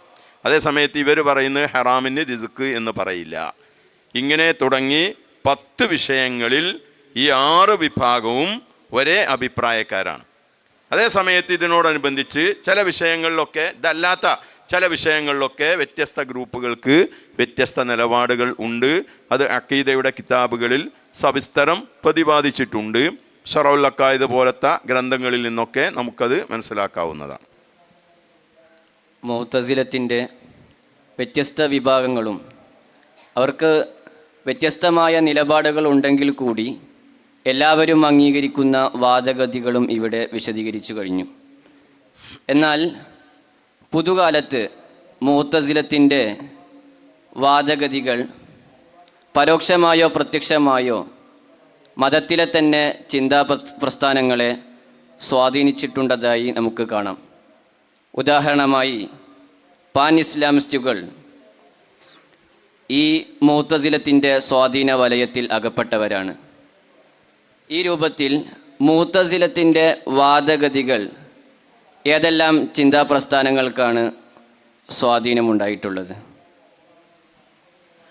മുഅ്തസിലത്ത് എന്ന അഡ്രസ്സിൽ ഇന്നൊരു പ്രസ്ഥാനം പ്രവർത്തിക്കുന്നില്ലെങ്കിലും ഈ മുഅ്തസിലത്തിൻ്റെ ആശയങ്ങൾ കടമെടുത്തുകൊണ്ട് ഇന്ന് പല പ്രസ്ഥാനങ്ങളും നമ്മുടെ ഇടയിൽ ഉണ്ട്. ഉദാഹരണമായി പറഞ്ഞാൽ മടവൂർ വിഭാഗം മുജാഹിദിൻ്റെ തലവനായിരുന്നു അബ്ദുസ്സലാം സുല്ലമി. അയാൾ മരണപ്പെട്ടു. അദ്ദേഹം ജിന്ന് ശൈത്താനെ നിഷേധിക്കുന്ന ആളായിരുന്നു. ജിന്നും ശൈത്താനും എന്ന പ്രത്യേകം ഒരു വിഭാഗം ഇല്ല എന്നായിരുന്നു ഇയാളുടെ വാദം. ഈ വാദം യഥാർത്ഥത്തിൽ ആരുടേതാണ്? മുഅ്തസിലത്തിൻ്റെ വാദമാണ്. മുഅ്തസിലത്താണ് ജിന്ന് ശൈത്താനെ നിഷേധിക്കുന്നവർ. അഊദു ബില്ലാഹി മിനശ് ശൈത്വാനിർ റജീം എന്നതിൻ്റെ വിശദീകരണത്തിൽ മഹാനായ ഇമാം റാസി റഹ്മത്തുള്ളാഹി അലൈഹി വളരെ വിശദമായിട്ട് മുഅ്തസിലത്തിൻ്റെ വാദങ്ങളും അവരുടെ ഖണ്ഡനങ്ങളും കൊണ്ടുവന്നിട്ടുണ്ട്. മുതഅല്ലിമീങ്ങൾക്ക് മുതാല ചെയ്യാൻ വേണ്ടി ഞാൻ ഓർമ്മപ്പെടുത്തിയതാണ്. അത് ജിന്ന് ശൈത്താനെ നിഷേധിക്കുക എന്നത് മുഅ്തസിലത്തിൻ്റെ വാദമാണ്. ആ വാദമായിരുന്നു അബ്ദുസ്സലാം സുല്ലമി മൗലവി വിഭാഗത്തിനെതിരെ ഉദ്ധരിച്ചിരുന്ന എല്ലാ തെളിവുകളും മുഅ്തസിലത്ത് അവരുടെ വാദത്തിനായി ഉദ്ധരിച്ചതായിരുന്നു. ഇത് ഒന്ന് ഉദാഹരണം പറഞ്ഞതാണ്. മറ്റൊന്ന് മനുഷ്യൻ്റെ കഴിവ്. വഹാബികൾ നമ്മൾ ഈ ഇസ്തിഗാസയൊക്കെ ചർച്ച ചെയ്യുന്ന സമയത്ത് മനുഷ്യ കഴിവിനധീതമായി എന്നിങ്ങനെ പറയും. അപ്പോൾ മനുഷ്യ അതീതം എന്ന് പറഞ്ഞ് രണ്ടായി തിരിക്കുന്നു. അപ്പോൾ എന്താണ് യഥാർത്ഥത്തിൽ അവിടെ സംഭവിച്ചിട്ടുള്ളത്? മുഅ്തസിലത്തിൻ്റെ വാദം എന്താണ്? ഇപ്പം നമ്മുടെ സാങ്കേതിക തലത്തിൽ പറഞ്ഞാൽ, ഇപ്പം സാധാരണ നമ്മളെപ്പോലുള്ള ആളുകൾ പലതും ചെയ്യുന്നുണ്ടല്ലോ. നടക്കുന്നു, ഇരിക്കുന്നു, ഉറങ്ങുന്നു, ഉണരുന്നു, ഭക്ഷണം കഴിക്കുന്നു, നിസ്കരിക്കുന്നു, ഇങ്ങനെ തുടങ്ങിയ കാര്യങ്ങൾ, സാധാരണ പ്രവർത്തനങ്ങൾ. ഈ പ്രവർത്തനങ്ങളൊക്കെ സൃഷ്ടിക്കുന്നത് ആരാണ്? അടിമയാണ് എന്നാണ് മുഅ്തസിലത്തിൻ്റെ വാദം. എന്ന് പറഞ്ഞാൽ ഈ പ്രവർത്തനങ്ങളെ സൃഷ്ടിച്ചതും ഈ അടിമ തന്നെയാണ്. ആ പ്രവർത്തനം ഉണ്ടാകാൻ ആവശ്യമായ കസ്ബ് എന്ന് പറയും, അതും ചെയ്തതാരാണ്? അടിമയാണ്. അപ്പോൾ അടിമക്ക് കസ്ബും ഉണ്ട്, ഖൽഖും ഉണ്ട് എന്നാണ് മുഅ്തസിലത്തിൻ്റെ വാദം. ഇതേ വാദമാണ് ഇന്നത്തെ വഹാബികൾക്കുള്ളത്. അതാണ് മനുഷ്യ കഴിവ് എന്നവർ പറയുന്നത്. എന്ന് പറഞ്ഞാൽ, ഞാനിപ്പോൾ ഇവിടെ ചായ കുടിച്ചു. ഈ ചായ ഞാൻ കുടിച്ചത് ഞാൻ എൻ്റെ കഴിവ് കൊണ്ട് കുടിച്ചതാണ്. ഇപ്പം ഞാൻ ആ ചായ കുടിച്ചതിൽ അള്ളാഹുവിന് യാതൊന്നുമില്ല. എന്നാൽ ഈ കഴിവ് എൻ്റെ സ്വയം ഉള്ളതാണോ? അല്ല, അള്ളാഹു തആല എനിക്ക് നേരത്തെ തന്നതാണ്. ഒരു വാദപ്രതിവാദത്തിൽ വെച്ച് ഒരു മൗലവി, എടവണ്ണ അലവി മൗലവിയാണ് എന്നാണ് എൻ്റെ ഓർമ്മ, വാദപ്രതിവാദത്തിനിടയിൽ ഒരു വീടിങ്ങനെ തൊള്ളയിൽ വെച്ച് തീപ്പെട്ടി എഴുതി വീടി കത്തിച്ച് ഇതെൻ്റെ കഴിവാണ് എന്ന് പറഞ്ഞു. ഇതാണ് നമ്മൾ മനസ്സിലാക്കേണ്ടത്. ഇതാരുടെ വാദമാണ്? മുഅ്തസിലത്തിൻ്റെ വാദമാണ്. ഏത്? ഖൽഖും അടിമക്കുണ്ട്, കസ്ബും ഉണ്ട്. ഇതാണ് അൽ അബ്ദു ഖാലിഖുൻ ലിഫീലിഹി എന്ന് മുഅ്തസിലത്ത് പറയുന്നത്. ഇതേ വാദമാണ് വഹാബികൾക്കുള്ളത്.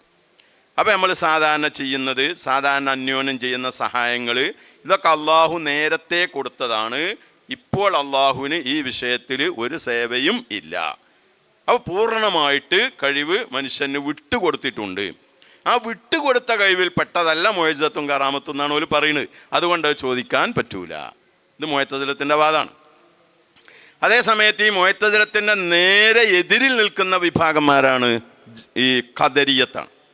അല്ല, ഖദരിയത്തല്ല, മുഅ്തസിലത്ത് ജബരിയത്ത് പറയുന്നത് എന്താണ്? ജബരിയത്തിൻ്റെ വാദം അടിമക്ക് യാതൊരു കഴിവുമില്ല എന്ന് പറഞ്ഞാൽ കസ്ബും ഇല്ല, ഖൽഖും ഇല്ല. അടിമ ഒരു നിർജീവ വസ്തുവിനെ പോലെയാണ്. ഉദാഹരണമായിട്ട് ഒരു മരത്തിൻ്റെ കൊമ്പ്, ഈ ഭാഗത്തിൽ നിന്ന് കാറ്റടിച്ചാൽ അങ്ങോട്ട് ചായും, ആ ഭാഗത്തിൽ നിന്ന് കാറ്റടിച്ചാൽ ഇങ്ങോട്ട് ചായും. അതുപോലെ തന്നെ ഞാൻ എൻ്റെ പേന, ഈ പേനയെ ഞാൻ ഇവിടെ വച്ചാൽ മൂപ്പർ അവിടെ ഇങ്ങനെ കിടക്കും. കുറേ ആയിപ്പോൾ ഞാൻ ഇവിടെ കിടക്കുന്നു, ഇനി ഒന്ന് മാറിക്കിടക്കുക എന്ന് ഈ പേന ചിന്തിക്കൂല. ഇനി അത് ഈ പേന ഇവിടെ നിന്ന് ഇങ്ങോട്ട് വരണമെങ്കിൽ ഞാൻ എടുത്തു വെക്കണം. ഇതുപോലെയാണ് മനുഷ്യൻ.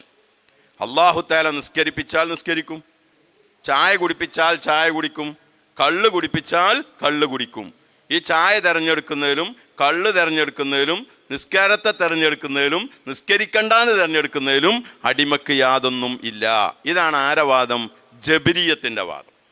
അപ്പം ഈ മുഅ്തസിലത്തിൻ്റെ വാദത്തിൻ്റെ നേരെ മാറ്റമാണ് ജബരിയത്തിൻ്റെ വാദം. എന്നാൽ ഈ രണ്ട് വാദത്തിൻ്റെയും ഇടയിലാണ് അഹ്ലുസുന്നയുടെ വാദം. മുഅ്തസിലത്ത് പറഞ്ഞത് അടിമക്ക് ഖൽഖും ഉണ്ട്, കസ്ബും ഉണ്ട് എന്നാണ്. അല്ല, കസ്ബുണ്ട് എന്നുള്ള ഭാഗം ശരിയാണ്. ഏത്? അടിമക്ക് ഖൽഖും ഉണ്ട്, കസ്ബും ഉണ്ട്. നിങ്ങളെ ഭാഷയിലാണ് ഞാൻ പറയുന്നത്. ഖൽഖും ഉണ്ട്, കസ്ബും ഉണ്ട്. അപ്പം ഈ കസ്ബ് ഉണ്ട് എന്നുള്ള ഭാഗം അവിടെ നിർത്തും, അത് ശരിയാണ്. ഇനി ജബരിയത്ത് പറയുന്നതോ കസ്ബും ഇല്ല, ഖൽഖും ഇല്ല എന്നാണ്. അപ്പം ഈ ഖൽഖില്ല എന്നുള്ള വാദവും ശരിയാണ്. ഇതാണ് അശ്ശരി ഇമാമിൻ്റെ വാദം. കസ്ബ് ഉണ്ട്, ഖൽഖ് ഇല്ല. അപ്പം രണ്ടിൻ്റെയും ഇടയിൽ മുത്തവസ്സിത്തായ ഒരു മദ്ഹബാണ് മഹാനായ ഇമാം അശ്ശരി റഹ്മത്തുള്ളാഹി അലൈഹി സ്വീകരിച്ചത്. അതാണ് അടിമക്ക് ഏതില്ല? ഖൽഖില്ല, കസ്ബുണ്ട് നമ്മൾ പറയും. അതിന് വ്യക്തമായ തെളിവാണ് ഏത്? അല്ലാഹു തആല ഖുർആനിൽ പറയുന്നു, വമാ റമൈത ഇദ് റമൈത വലാകിന്നല്ലാഹ റമാ. വമാ റമൈത, നിങ്ങൾ എറിഞ്ഞിട്ടില്ല, ഇത് റമൈത, നിങ്ങൾ എറിഞ്ഞപ്പോൾ. എന്താണ് ഇപ്പോൾ ഈ പറഞ്ഞത്? ഖുർആനിൽ പറയേണ്ട വിഷയമാണ് ഇപ്പോൾ. നിങ്ങൾ എറിഞ്ഞ സമയത്ത് നിങ്ങൾ എറിഞ്ഞിട്ടില്ല. അതിന് മഹാനായ ഇമാം റാസി റഹ്മത്തുള്ളാഹി അലൈഹി വിശദീകരണം നൽകി, വമാ റമൈത ഖൽഖൻ ഇദ് റമൈത കസ്ബൻ എന്നാണ് ഇമാം റാസി റഹ്മത്തുള്ളാഹി അലൈഹി വിശദീകരണം നൽകിയത്. ഏതിനെ സംബന്ധിച്ച്, ഏത് ഏറിനെ സംബന്ധിച്ചാണ് ഈ പറഞ്ഞത്? ശത്രുക്കൾ നബി സല്ലല്ലാഹു അലൈഹി വസല്ലമ തങ്ങളെ പിടികൂടാൻ വേണ്ടി വീട് വളഞ്ഞു.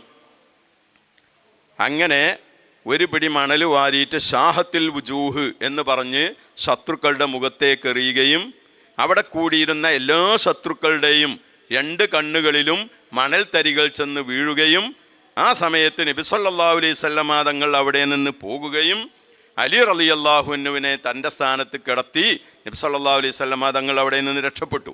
ആ ഏറിനെ സംബന്ധിച്ചാണ് ഖുർആനിൽ പറയുന്നത്, വമാ റമൈത ഇദ് റമൈത വലാകിന്നല്ലാഹ റമാ. അപ്പം അവിടെ നിങ്ങൾ എറിഞ്ഞിട്ടില്ല, നിങ്ങൾ എറിഞ്ഞപ്പോൾ എന്ന് പറഞ്ഞാൽ ആ ഏറിനെ സൃഷ്ടിച്ചവൻ അള്ളാഹുവാണ്. അതേ സമയത്ത് മണൽ വാരിയതും അത് ഇവരുടെ മുഖത്തേക്ക് ചെയ്തതും അതിന് വേണ്ട അള്ളാഹുവിൻ്റെ ഹൽക്കുണ്ടാകാൻ ആവശ്യമായ നിമിത്തങ്ങളെല്ലാം അവിടെ ചെയ്തതാരാണ്? നബി സല്ലല്ലാഹു അലൈഹി വസല്ലമ തങ്ങളാണ്. അതിനാണ് കസ്ബ് എന്ന് പറയുന്നത്. അപ്പം ഇന്നത്തെ വഹാബികളുടെ വാദം മനുഷ്യരുടെ സാധാരണ പ്രവർത്തനങ്ങളിൽ അവരുടെ വാദം മുഅ്തസിലത്തിൻ്റെ വാദവും മുഅ്ജിസത്ത് കറാമത്തിൽ ജബരിയത്തിൻ്റെ വാദവുമാണ്. ജബരിയത്ത് എന്താ പറയുന്നത്? മനുഷ്യനൊരു കഴിവില്ല. അതാണ് അമ്പിയാക്കൾക്കും ഔലിയാക്കൾക്കും മുഅ്ജിസത്തിൽ യാതൊന്നുമില്ല. എപ്പോഴാണോ അല്ലാഹു തആല അവരിലൂടെ വെളിവാക്കുന്നത് അപ്പോൾ വെളിവാവും. ഇവർ വിചാരിക്കുമ്പോൾ ഉണ്ടാവില്ല. ഇതാരുടെ വാദമാണ്? ആരുടെ വാദമാണ്? ജബരിയത്തിൻ്റെ വാദം. അപ്പോൾ സാധാരണ പ്രവർത്തനങ്ങളിൽ വഹാബികൾക്ക് മുഅ്തസിലത്തിൻ്റെ വാദവും മുഅ്ജിസത്ത് കറാമത്തിൻ്റെ വിഷയത്തിൽ ജബരിയത്തിൻ്റെ വാദവുമാണുള്ളത്. അതുകൊണ്ട് മുഅ്തസിലത്ത് എന്ന് പറയുന്ന പ്രസ്ഥാനം ആ പേരിൽ ഇന്നില്ലെങ്കിലും അതിൻ്റെ അടിസ്ഥാനപരമായ പല തത്വങ്ങളും ഇന്ന് ആധുനിക ബിദഈകളിൽ നമുക്ക് കാണാൻ സാധിക്കുന്നതാണ്. മുഅ്തസിലത്ത് അള്ളാഹുവിൻ്റെ പ്രവർത്തനം എങ്ങനെയായിരിക്കണമെന്നതിന് അവരെല്ലാവരും അംഗീകരിക്കുന്ന ഒരു അടിസ്ഥാനമാണ് നീതി എന്നത്. അടിമക്ക് ഗുണകരമായത് മാത്രമേ അള്ളാഹു പ്രവർത്തിക്കൂ എന്ന ഒരു അടിസ്ഥാനം അവർക്കുണ്ട്. അതിൻ്റെ വിവക്ഷയും അതുമായി ബന്ധപ്പെട്ട് അഹ്ലുസുന്നയുടെ നിലപാടും വിശദീകരിച്ചാൽ നന്ന്. അഹ്ലുസുന്നത്തി വൽ ജമാഅത്തിന്റെ വിശ്വാസം ലാ യജിബു അലല്ലാഹി തആല ശൈഉൻ എന്നാണ്. അല്ലാഹു സുബ്ഹാനഹു വ തആലാക്ക് ഒന്നും നിർബന്ധമില്ല. അല്ലാഹു തആല എന്ത് നമുക്ക് ചെയ്തു തരുന്നുണ്ടെങ്കിലും അതൊക്കെ അവൻ്റെ മഹലായ ഫളില് മാത്രമാണ്. ഇന്നത് അടിമക്ക് ചെയ്തു കൊടുക്കണം എന്ന് ഒരിക്കലും അള്ളാഹുവിന് ഒരു സംഗതിയും അള്ളാഹ്ക്ക് നിർബന്ധമായിട്ട് ഇല്ല. ഇതാണ് അഹ്ലുസുന്നയുടെ വാദം. എന്നാൽ അടിമക്ക് ഗുണകരമായിട്ട് എന്തുണ്ടോ അതൊക്കെ ചെയ്തു കൊടുക്കൽ അള്ളാഹുവിന് നിർബന്ധമാണ് എന്നാണ് മുഅ്തസിലത്തിൻ്റെ വാദം. ഈ വാദത്തിലാണ് മഹാനായ ഇമാം അഹ്ലുസുന്ന അബുൽ ഹസൻ അൽ അശ്അരി റഹ്മത്തുള്ളാഹി അലൈഹി തൻ്റെ ഉസ്താദാണ് ജുബ്ബായി. ജുബ്ബായി എങ്ങനെ അശ്അരി ഇമാമിൻ്റെ ഉസ്താദായത്? എങ്ങനെ അശ്അരി ഇമാമൊക്കെ ജുബ്ബായിൻ്റെ അടുത്ത് കോരാൻ പോയത് എന്ന് ചിന്തിക്കുന്നവരുണ്ടാവും. അതിന് കാരണം ഇമാം അശ്അരിയുടെ പിതാവ് ചെറുപ്പത്തിൽ മരണപ്പെട്ടു. കുട്ടിയായ സമയത്ത് തന്നെ പിതാവ് മരണപ്പെട്ടു. പിന്നീട് ഇമാം അശ്അരിയുടെ മാതാവിനെ വിവാഹം കഴിച്ചത് ജുബ്ബായി ആയിരുന്നു. അപ്പോൾ ആ മാതാവിൻ്റെ മകനായ ചെറിയ കുട്ടി റബീബ്, പോറ്റുമകൻ എന്നൊക്കെ നമ്മൾ പറയുമല്ലോ, ആ റബീബായിരുന്നു മഹാനായ ഇമാം അശ്അരി. അങ്ങനെ ഇമാം അശ്അരിയെ ഓതാൻ കൊണ്ടുപോയതും പഠിപ്പിച്ചതും ഒക്കെ ആരാണ്? ജുബ്ബായിയാണ്. അതുകൊണ്ട് ജുബ്ബായിൻ്റെ ദർസിലേക്ക് തന്നെ കൊണ്ടുപോയി. അങ്ങനെയാണ് ജുബ്ബായിയുടെ ദർസിൽ പഠനം തുടങ്ങുന്നത്. അതോടൊപ്പം തന്നെ അന്നത്തെ കാലത്ത് എന്ന് പറഞ്ഞാൽ പഴയ കാലങ്ങളിലൊന്നും ഇന്നത്തെ ഈ സ്വഭാവ രീതികളിൽ നിന്ന് ഒരുപാട് മാറ്റം ഉണ്ടായിരുന്നു. പ്രധാനമായിട്ട് ഒരു ഉസ്താദിൻ്റെ അടുത്ത് കുറച്ച് ഓതിയാൽ പിന്നെ വേറെ കിതാബിൽ ഉഷാർ ആ ഉസ്താദ് എന്ന് പറയുമ്പോൾ പിന്നെ ആ ദർസുക്ക് പോവും. പിന്നെ ആ ദർസിൻ്റെ ആ ഉസ്താദിൻ്റെ അടുത്തുനിന്ന് ഏതെങ്കിലും ഓരോ ഉസ്താദന്മാർക്ക് ചില ഫന്നുകളിൽ കൂടുതൽ കഴിവുണ്ടാകുമല്ലോ, അപ്പോൾ അതിന് വേണ്ടി അങ്ങോട്ട് പോകും. പിന്നെ അത് കഴിയുമ്പോൾ പിന്നെ വേറെ കിട്ടിയത് മറ്റേ ഫന്നിൽ ഇന്ന ഉസ്താദാ ഉഷാറ്, അപ്പോൾ ആ ഉസ്താദിൻ്റെ അടുത്ത് പോകും. ഇങ്ങനെ വിവിധ ഉസ്താദുമാരടുത്ത് ഓതിയിട്ട് പിന്നെ അറിയപ്പെട്ട ഒരു ഉസ്താദിൻ്റെ അടുത്ത് പോയി കുറച്ച് നിന്ന് ആ ഉസ്താദിൻ്റെ അടുത്തേക്ക് നിന്നാണ് കോളേജിലേക്ക് പോവുക. ഇങ്ങനെയായിരുന്നു ഈ മറ്റേ നമ്മളെ ദർസിൻ്റെ സിലബസുകളും അതായത് കോളേജിൻ്റെ ഒരു വ്യവസ്ഥാപിതമായ രൂപങ്ങളൊക്കെ രംഗത്ത് വരുന്നതിന് മുമ്പുണ്ടായിരുന്ന അവസ്ഥ അതായിരുന്നു. പഴയ കാലത്തും അങ്ങനെ തന്നെ. എന്നാൽ ഈ ജുബ്ബായി മാത്രമാണോ ഇമാം അശ്ശരിയുടെ ഉസ്താദ്? അല്ല. കഫ്ഫാൽ, ഇമാം കഫ്ഫാൽ, മഹാനായ ഇമാം അശ്ശരിയുടെ ഉസ്താദാണ് കഫ്ഫാലു ഷാഷി റഹ്മത്തുള്ളാഹി അലൈഹി. അങ്ങനെ ഒരുപാട് ഉസ്താദുമാരുണ്ട്. അപ്പോൾ ഒരാളടുത്ത് മാത്രം ഒതുങ്ങി നിന്ന് പഠിക്കുക എന്നതല്ല പഴയ കാലത്തുണ്ടായിരുന്ന സ്വഭാവം. അങ്ങനെയാണ് അടിമക്ക് ഗുണകരമായത് ചെയ്തു കൊടുക്കൽ അള്ളാഹുവിന് നിർബന്ധമാണ് എന്ന മുഅ്തസിലത്തിൻ്റെ ഈ പ്രധാന തത്വം ജുബ്ബായി അവതരിപ്പിച്ചപ്പോഴാണ് മഹാനായ ഇമാം അശ്ശരി റഹ്മത്തുള്ളാഹി അലൈഹി ജുബ്ബായുമായി ഒരു വാദപ്രതിവാദം നടത്തിയത്. ആ വാദപ്രതിവാദം നിങ്ങൾക്കൊക്കെ അറിയാം. ഷറഹുൽ അഖായിദ് എന്ന ഗ്രന്ഥത്തിൽ മഹാനായ സയ്യിദുദ്ദീൻ തഫ്താദാനി റഹ്മത്തുള്ളാഹി അലൈഹി കൊണ്ടുവന്നിട്ടുണ്ട്. എങ്കിലും സാന്ദർഭികമായി വന്നതുകൊണ്ട് ഞാനൊന്ന് സൂചിപ്പിക്കുന്നു. ഇമാം അശ്ശരി റഹ്മത്തുള്ളാഹി അലൈഹി ജുബ്ബായിയോട് ചോദിച്ചു, 3 വ്യക്തികളെക്കുറിച്ച് നിങ്ങളുടെ അഭിപ്രായം എന്താണ്? ഒന്നാമത്തെ വ്യക്തി അള്ളാഹുവിന് പൂർണ്ണമായും വഴിപ്പെട്ടുകൊണ്ട് മരണപ്പെട്ടു. രണ്ടാമത്തെ വ്യക്തി പൂർണ്ണമായും തെറ്റുകുറ്റങ്ങൾ ചെയ്തുകൊണ്ടും ജീവിച്ചു മരിച്ചുപോയി.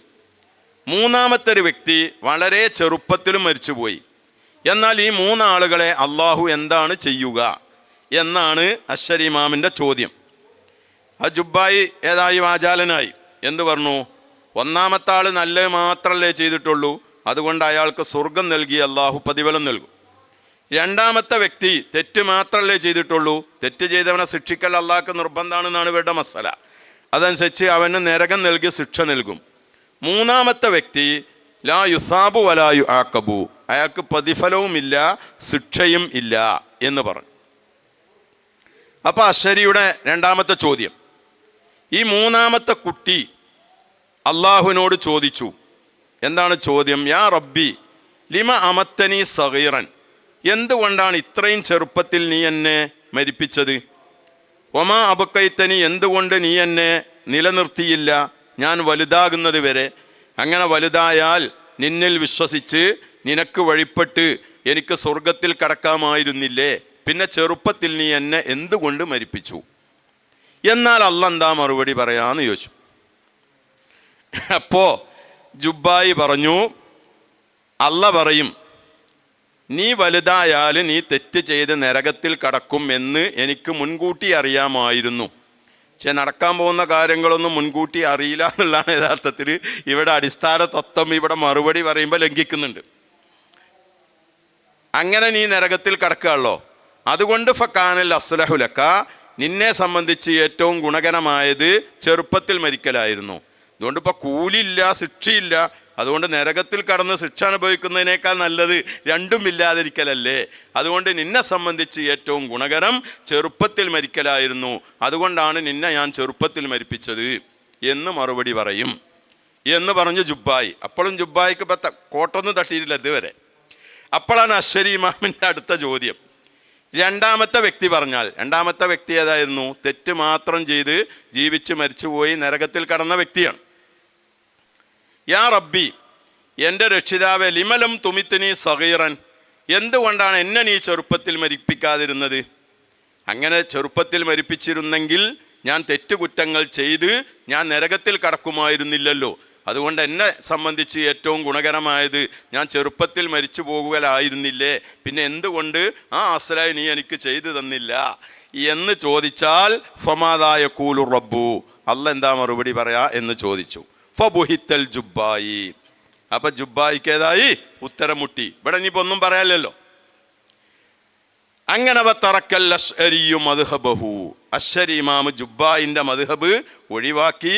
വസ്തഗല ഹുവ വമൻ തബിയഹു, അങ്ങനെ അശ്അരി ഇമാമും അദ്ദേഹത്തിന്റെ അനുയായികളും ബി ഇബ്താലി റഅയിൽ മുഅ്തസിലത്തി, മുഅ്തസിലത്തിന്റെ അഭിപ്രായങ്ങളൊക്കെ ബാത്തിലാക്കൽ കൊണ്ട് ജോലിയാകുകയും വഇസ്ബാതി മാ വറദ ബിഹി സുന്ന വമല അലൈഹിൽ ജമാഅ, അഹ്ലുസുന്ന എന്ന് പറഞ്ഞാൽ ലാഹിറായ ഹദീസുകൾ കാണിക്കുന്ന ആശയവും അതുപോലെ തന്നെ ജമാഅത്താകുന്ന സഹാബത്തും താബിഈങ്ങളും ഒക്കെ സ്വീകരിച്ചു വന്ന സമീപനങ്ങളും സ്ഥിരപ്പെടുത്താനും അവർ ജോലിയായപ്പോൾ ഫസുമ്മു അഹ്ലുസുന്ന വൽ ജമാഅ, അങ്ങനെയാണ് അവർക്ക് അഹ്ലുസുന്ന വൽ ജമാഅ എന്ന നാമകരണം ലഭിച്ചു എന്ന് പറഞ്ഞാൽ ആ നാമകരണം പ്രസിദ്ധമായി എന്ന് വെക്കണം.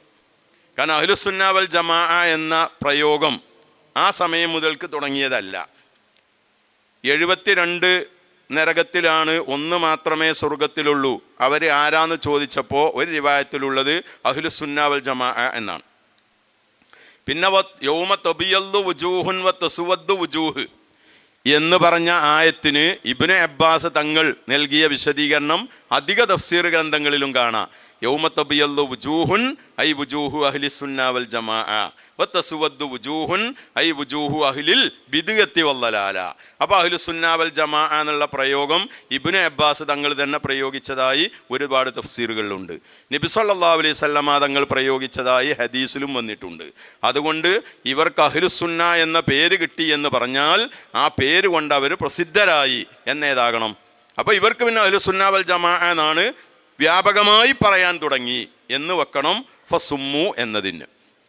അപ്പോൾ അള്ളാഹുവിന് അടിമയ്ക്ക് എന്താണോ ഗുണകരമായത് അത് ചെയ്തു കൊടുക്കൽ അള്ളാഹുവിന് നിർബന്ധമാണ് എന്ന ഇവരുടെ അടിസ്ഥാന തത്വത്തെ പൊളിച്ചെഴുതുകയാണ് മഹാനായ ഇമാം അശ്അരി റഹ്മത്തുള്ളാഹി അലൈഹി ഇവിടെ ചെയ്തിട്ടുള്ളത്.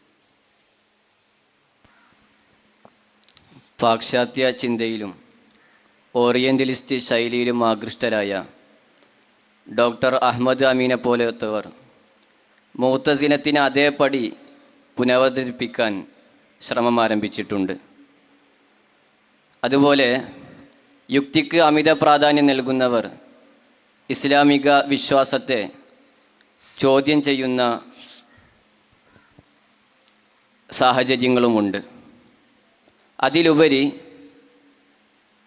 മുഅ്തസിലത്തിൻ്റെ വാദഗതികളെ കടമെടുത്ത് മതനവീകരണ പ്രസ്ഥാനങ്ങളും രൂപപ്പെട്ടിട്ടുണ്ട്.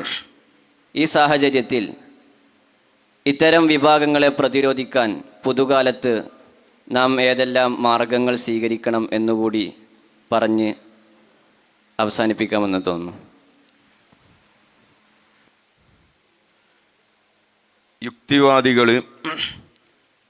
യുക്തിവാദി എന്ന് പറഞ്ഞാൽ യഥാർത്ഥത്തിൽ യുക്തിരഹിതവാദി എന്നുള്ളതാണ്. യഥാർത്ഥത്തിൽ യുക്തിവാദി എന്നൊക്കെ പറയുന്നതല്ല, ശരിയല്ല. പ്രധാനമായിട്ട് ഏത് യുക്തിവാദികളും പഴയ കാലം മുതൽക്കേ എന്ന് പറഞ്ഞാൽ പഴയ കള്ള് പുതിയ കുപ്പിയിൽ എന്ന് പറഞ്ഞതുപോലെയാണ് ഈ യുക്തിവാദികൾ പറയുന്ന വാദങ്ങളൊക്കെ. ഇതൊക്കെ പഴയ കാലം മുതൽക്ക് തന്നെ അവർ വാദിച്ചതായി നമ്മളെ ഗ്രന്ഥങ്ങളിലൊക്കെ രേഖപ്പെട്ട് കിടക്കുന്നുണ്ട്. ഷറഹുൽ മഖാസിദ്, ഷറഹുൽ മവാഖിഫ് തുടങ്ങിയ ഗ്രന്ഥങ്ങളൊക്കെ നോക്കിയാൽ ഇന്ന് ഇപ്പോൾ ഇവർ ഉദ്ധരിക്കുന്ന എല്ലാ വാദങ്ങളും അവരുദ്ധരിച്ചതായും പണ്ഡിതന്മാർ അതിന് മറുപടി കൊടുത്തതായിട്ടും നമുക്ക് കാണാൻ സാധിക്കും. അതുകൊണ്ട് തന്നെ യഥാർത്ഥത്തിൽ ഉള്ള യുക്തി, ഹിക്മത്ത് എന്ന് പറഞ്ഞൊന്നുണ്ടല്ലോ. യഥാർത്ഥത്തിലുള്ള ഹിക്മത്ത് ഒമൻ ഊത്തിയൽ ഹിക്മത്ത ഫക്കത് ഊത്തിയ ഒമൻ യുത്തൽ ഹിക്മത്ത ഫക്കത് ഊത്തിയ ഖൈറൻ കസീറ എന്ന് പരിശുദ്ധ ഖുർആനിൽ അല്ലാഹു തആല പറഞ്ഞിട്ടുണ്ടല്ലോ. ഇപ്പം ഇന്നുള്ള യുക്തിവാദികൾ ഏറ്റവും കൂടുതൽ ഉദ്ധരിക്കുന്ന ഒരു ചോദ്യമാണ്, ഒറ്റ ചോദ്യമാണ് ഏത്? എല്ലാം അള്ളാഹു സൃഷ്ടിച്ചു, അപ്പോൾ അള്ളാഹുവിനെ ആര് സൃഷ്ടിച്ചു? ഇതാണിപ്പോൾ ഓല് എക്കാലത്തുള്ള യുക്തിവാദികൾ ചോദിച്ചതാണ്. അതുകൊണ്ട് തന്നെ ഹദീസിൽ തന്നെ ഇത് പറഞ്ഞിട്ടുണ്ടല്ലോ. നബി സല്ലല്ലാഹു അലൈഹി വസല്ലം തങ്ങൾ തന്നെ പറഞ്ഞിട്ടുണ്ട്, എല്ലാം അള്ളാഹു സൃഷ്ടിച്ചു, അപ്പോൾ അള്ളാഹുവിനെ ആര് സൃഷ്ടിച്ചു എന്ന ചോദ്യം വരും. അവിടെ നിർത്തണം. ഫഇന്നഹു മിനശ് ശൈത്വാൻ എന്ന് പറഞ്ഞ് ഇമാം ബുഖാരിയൊക്കെ ഉദ്ധരിച്ച സ്വഹീഹായ ഹദീസുകളുണ്ട്. ഈ പറഞ്ഞ ചോദ്യം തന്നെ ഏതല്ല, പ്രസക്തമല്ല. എന്തുകൊണ്ട് പ്രസക്തമല്ല? ഈ ലോകം ഇല്ലായ്മയ്ക്ക് ശേഷം ഉണ്ടായതാണ്. ഇല്ലായ്മയ്ക്ക് ശേഷം ഉണ്ടായതാണല്ലോ ഈ ലോകം. എന്നാണ് ഈ ലോകം ഖദീമ്, പണ്ടേ ഉള്ളതാണെന്ന് വെക്കാൻ പറ്റുമോ? പറ്റൂല. എന്തുകൊണ്ട് പറ്റൂല? ഈ ആലമിലുള്ള ഓരോ ഘടകങ്ങളും ഓരോ നിമിഷവും പരിണാമത്തിന് വിധേയമാകുന്നുണ്ട് എന്നതാണ്. ആ പരിണാമം എന്തിൽ നിന്നാകാം? ഒന്നുകിൽ ന്യൂനതയിൽ നിന്ന് ഉയർച്ചയിലേക്കാകാം, അല്ലെങ്കിൽ ഉയർച്ചയിൽ നിന്ന് താഴ്ചയിലേക്കാകാം. ഇപ്പം നമ്മളെ ശരീരത്തിൽ ഓരോ നിമിഷവും പരിണാമം നടക്കുന്നുണ്ട്. ഒന്നുകിൽ മിനൽ ലോഫി ഇലൽ കുവ്വ, ചെറുപ്പം മുതൽ ഒരു 40 വയസ്സ് വരെയൊക്കെ ലോഫിൽ നിന്ന് കുവ്വത്തിലേക്കാണ് പരിണാമം. 40 കഴിഞ്ഞാൽ കുവ്വത്തിൽ നിന്ന് എങ്ങോട്ടാണ് പോകുന്നത്? ലോഫിലേക്കാണ് പോകുന്നത്. അതുപോലെ തന്നെ നുക്സാനിൽ നിന്ന് കമാലിലേക്ക്, കമാലിൽ നിന്ന് നുക്സാനിലേക്ക്, അതുപോലെ തന്നെ വുജൂദിൽ നിന്ന് അദമിലേക്ക്, അദമിൽ നിന്ന് വുജൂദിലേക്ക്, ഇങ്ങനെ മാറ്റങ്ങൾ ഏതാണെന്നുണ്ട് സംഭവിച്ചുകൊണ്ടിരിക്കുന്നുണ്ട്. അതുകൊണ്ട് ഈ നിലക്കുള്ള ഇതിൽ നിന്നെല്ലാം വ്യത്യസ്തനായ ഒരു ശക്തിയെയാണ് ഇതിൻ്റെ പിന്നിൽ പ്രവർത്തിച്ചതായിട്ട് വേണ്ടത്. അതാണ് ബുദ്ധി പറയാം. എന്നല്ലാതെ ഇതേ സ്വഭാവമുള്ള ഒരാൾ ഇതിൻ്റെ ഹാലിക്കാണ് എന്ന് പറയുകയാണെങ്കിൽ ആ ഹാലിക്കിനും ഏത് വേണം, സിത്താവ് വേണം തന്നെ വരിക. കാരണം ആ ഹാലിക്കിൻ്റെ സ്വഭാവം ഇതാണെങ്കിൽ. അതുകൊണ്ടാണ് മുഖാലിഫുല്ലിൽ ഖൽഖി ബിൽ ഇത്ലാഖി എന്ന് നാം പറയും. ഇപ്പോൾ ഒരു ഒറ്റ ഉദാഹരണം ഞാൻ പറഞ്ഞുതരാം. ഒരു ഉദാഹരണം പറയാം. ഇപ്പം എനിക്കൊരു 1000 രൂപ വേണം. 1000 രൂപ വേണം. ഈ 1000 രൂപ എങ്ങനെ കിട്ടും? ഞാൻ ഈ ഉസ്താദിനോട് ചോദിച്ചു. അപ്പോൾ ആ ഉസ്താദ് പറഞ്ഞു എൻ്റെ അടുത്തില്ല, ഞാൻ വേറെ ആരടുത്തുനിന്നോ വാങ്ങിത്തരാമെന്ന് പറഞ്ഞു. ഞാൻ ആ ഉസ്താദ് വേറൊരു ഉസ്താദിനോട് ചോദിച്ചു. ആ ഉസ്താദും പറഞ്ഞു എൻ്റെ അടുത്തില്ല, ഞാൻ ആരടുത്തുനിന്നോ വാങ്ങിത്തരാമെന്നാണ്. ആ ഉസ്താദ് വേറൊരു ഉസ്താദിനോട് ചോദിച്ചു. അയാളും പറഞ്ഞത് എൻ്റെ അടുത്തില്ല, ഞാനങ്ങനെ ആരടുത്തുനിന്നോ വാങ്ങിത്തരാം. ഇങ്ങനെ എൻ്റെ അടുത്തില്ല, ഞാൻ ആരടുത്തുനിന്നോ വാങ്ങിത്തരാമെന്ന് പറഞ്ഞ സിൽസില ഇങ്ങനെയാണ് പോയാൽ എനിക്ക് 1000 കിട്ടുമോ? കിട്ടൂല. പിന്നെ എനിക്കിവിടെ 1000 കിട്ടിയിട്ടുണ്ട്, അതാണ് ആലമുണ്ടായി എന്നതിനർത്ഥം. എനിക്കിവിടെ 1000 കിട്ടി, അതാണ് ആലമുണ്ടായി എന്നതിനർത്ഥം. അപ്പം ഏത് വേണം? മറ്റാരെയും ആശ്രയിക്കാതെ സ്വയം എടുത്തു തരാൻ പറ്റിയ ഒരു ശക്തി അപ്പുറത്തുണ്ടെങ്കിലേ എനിക്ക് 1000 കിട്ടൂ എന്ന പോലെ ആരെയും ആശ്രയിക്കാതെ സ്വന്തമായി ചെയ്യാൻ കഴിയുന്ന ഒരു ശക്തി ഇതിൻ്റെ പിന്നിൽ ഉണ്ടെങ്കിലേ ഈ ആലം ഉണ്ടാകൂ. ഇത് തിരിയാത്ത ഇത് ഉൾക്കൊള്ളാൻ കഴിയാത്തവരാണ് ഇപ്പോൾ യുക്തിവാദികൾ എന്ന് പറഞ്ഞുകൊണ്ട് നടക്കുന്നത്. അതുകൊണ്ട് മനസ്സിലാക്കുക, ഇവർ യഥാർത്ഥത്തിൽ ഏതല്ല, യുക്തിവാദിയല്ല, യുക്തിരഹിതവാദിയാണ്. ഇനി ആധുനിക വഹാബികൾ, ഇവരെ നമുക്ക് എങ്ങനെ നേരിടാം എന്നതാണ് ഒരു ചോദ്യം. ഒന്നാമത്തത്, ബുദ്ധിപരമായിട്ട് തന്നെ അവരുടെ ഓരോ വാദങ്ങളും പൊളിച്ചെഴുതാൻ നമ്മൾ പഠിക്കണം എന്നതാണ്. അത് പഠിക്കാൻ നമുക്ക് ഏറ്റവും കൂടുതൽ വേണ്ടത് ഏതാണ്? മഅഖൂലായ കാര്യങ്ങൾ, അതായത് മഅഖൂലാത്ത് നല്ല പോലെ നമ്മൾ പഠിക്കണം. അതായത് മന്തിക്ക്, അതുപോലെ തന്നെ ഇൽമുൽ ഹിക്മത്ത്, അതിലൊക്കെ പറയുന്നത്, ഇൽമുൽ ഹിക്മത്തിലൊക്കെ പറയുന്നത് പഴയതാണെങ്കിൽ പോലും അതുകൊണ്ട് ഉണ്ടായിത്തീരുന്ന ചില അതായത് നമ്മുടെ ബുദ്ധികൾ 4 വഴിക്കും കൊണ്ടുപോകാൻ ആവശ്യമായ ഒരു കഴിവ് നമുക്കതുകൊണ്ടൊക്കെ കിട്ടും. ആ പറയുന്ന വിഷയമല്ല നമുക്ക് ആവശ്യമുള്ളത്. ഏതൊരു വിഷയം പറഞ്ഞാലും അവിടെ ഇങ്ങനെ ആയിക്കൂടെ, അങ്ങനെ ആയിക്കൂടെ, ഇങ്ങനെ ആയാൽ എന്താണ് പ്രശ്നം, അങ്ങനെ ആയാൽ എന്താണ് പ്രശ്നം, അതുകൊണ്ട് അങ്ങനെ ആയാൽ ഇന്ന തകരാറുണ്ട്, ഇങ്ങനെ ആയാൽ ഇന്ന തകരാറുണ്ട്, അതുകൊണ്ട് ഇങ്ങനെ മാത്രമേ വരാവൂ എന്നൊരു കാഴ്ചയിലേക്ക് നമ്മൾ എത്തിച്ചേരണം. ഇതാണ്, ഇങ്ങനെയുള്ളൊരു കഴിവ് നേടുന്നതിന് വേണ്ടിയാണ് നമ്മൾ ഈ മഅഖൂലാത്തൊക്കെ പഠിക്കുന്നത്. അതുകൊണ്ടാണ് നമ്മുടെ സിലബസുകളിലൊക്കെ ഏത് വിഷയമാണെങ്കിലും ഈ മന്തിക്കിൻ്റെ അത്ര കിതാബുകൾ നമ്മുടെ സിലബസുകളിലൊന്നും വേറൊരു വിഷയത്തിലും കാണാൻ കഴിയില്ല. തസ്രീഹുൽ മന്തിക്ക്, അത് കഴിഞ്ഞാൽ ഷറഉ തദീബ്, അത് കഴിഞ്ഞാൽ കുത്തുബി മഅൽ മീർ, അത് കഴിഞ്ഞാൽ മുല്ലാ ഹസൻ, അത് കഴിഞ്ഞാൽ ഖാലി, അത് കഴിഞ്ഞാൽ ഹംദുല്ല. 6 കിതാബ് മന്തിക്ക് തന്നെ പോകുന്നുണ്ട്. ഫിഖിൽ നമ്മൾ ചിലപ്പോൾ 6 കിതാബ് ഒന്നുണ്ടാവില്ല. അത് എന്തുകൊണ്ടാണ്? ഇത് ഒരു കിതാബ് ഓതിക്കൊണ്ട് നേടിയെടുക്കാവുന്ന ഒരു കഴിവല്ല. അങ്ങനെയുള്ള ഒരു കഴിവ് നമ്മൾ ഉണ്ടാക്കിയെടുത്തു കഴിഞ്ഞാൽ ഏത് യുക്തിവാദി വന്നാലും, നിരീശ്വരവാദി വന്നാലും, പുത്തൻവാദി വന്നാലും അവരെ നേരിടാനുള്ള ഒരു മരുക്കരുത്തും, അതുപോലെ തന്നെ എന്ത് വാദം അവർ കൊണ്ടുവന്നാലും അതിന് ഗണ്ണിക്കാനുള്ള ഒരു മറുപടിയും നമുക്ക് തന്നെ സ്വയം നമ്മുടെ ഹൃദയത്തിൽ ഉദിച്ചു വരും. ഇതാണ് അതിന് വേണ്ട ഏറ്റവും കൂടുതൽ പരമപ്രധാനമായ വിഷയം. അതാണ്. അതിൻ്റെ പുറമേ അവർ പറയുന്നതിന് എതിരായ തെളിവുകൾ, ആയത്തുകൾ, ഹദീസുകൾ, അതുപോലെ തന്നെ പ്രാമാണികരായിരിക്കുന്ന പണ്ഡിതന്മാർ പറഞ്ഞു വച്ച പ്രസ്താവനകൾ, ഇതൊക്കെ നമ്മൾ നല്ലപോലെ കിതാബുകൾ നോക്കി മുത്താല ചെയ്ത് രേഖപ്പെടുത്തി വെക്കുകയും ശരിക്ക് അതങ്ങനെ തന്നെയാണോ ഇബാറത്ത് എന്ന് കിതാബുകൾ നോക്കി ഉറപ്പുവരുത്തുകയും ചെയ്യുക എന്നതാണ് ഇന്നത്തെ ആധുനിക യുഗത്തിലെ യുക്തിവാദികളാണെങ്കിലും പുത്തൻ പ്രസ്ഥാനക്കാരും ഏത് ചെറിയ യുക്തിവാദികളാണ്. അതായത് ചെറുതുങ്ങോട്ട് വലുതാകലാണ് ഏത് യുക്തിവാദി എന്ന്. അവരെന്നെ പറയലുണ്ടല്ലോ, ഏത് ഈ യുക്തിവാദത്തിലേക്ക് ആദ്യം പോകുക, നേരെ സുന്നിന്ന് പോകുന്നവർ കുറഞ്ഞ ആളുകളെ ഉണ്ടാവുള്ളൂ. ഇനി ആരോ സുന്നിന്ന് പോയിട്ടുണ്ടെങ്കിലോ സുന്നിയാന്ന് നമ്മൾ തെറ്റിദ്ധരിച്ചു എന്നേ ഉള്ളൂ. യഥാർത്ഥത്തിലും ഇതല്ല, സുന്നിയല്ല എന്ന് മനസ്സിലാക്കുക. അതുകൊണ്ട് ആദ്യം വഹാബിയാവും, പിന്നെ അങ്ങനെ മൂത്ത് ഇങ്ങനെയാണ് ഏതാകല് യുക്തിവാദിയാകല്. അതുകൊണ്ട് അതിനുള്ള പരിഹാര മാർഗം നമ്മൾ നല്ലപോലെ ബുദ്ധിപരമായും അതുപോലെ തന്നെ പ്രമാണപരമായും നല്ലപോലെ കഴിവുണ്ടാക്കി തീർക്കുക. ഇതായിരുന്നു നമ്മുടെ മുൻകാല ആലിമീങ്ങൾക്കുണ്ടായിരുന്ന മഹത്വം, അതായിരുന്നു. അപ്പോൾ അതുതന്നെയാണ് ഇതിനുള്ള ഏകമാർഗം എന്ന് ചുരുക്കി ഓർമ്മപ്പെടുത്തും. മുഅ്തസിലത്തിന്റെ വാദം ആണോ എന്നുള്ള കറക്റ്റ് അറിയില്ല, എങ്കിൽ കൂടെ ഒരു സംശയമാണ്.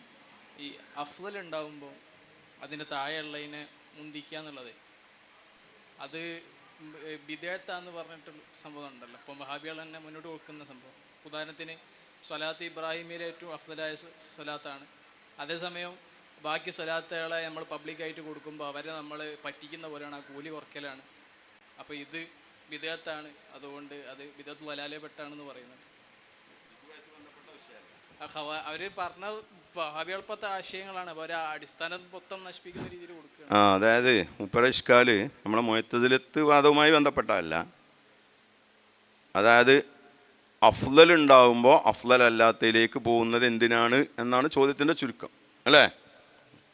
അതായത് നമ്മൾ മൊത്തത്തിൽ മനസ്സിലാക്കേണ്ട ഒരു വിഷയം, ദിക്റുകൾ, ദുആകൾ തുടങ്ങിയതിലൊക്കെ ഏറ്റവും അഫ്ളൽ ഏത് തന്നെയാണ്?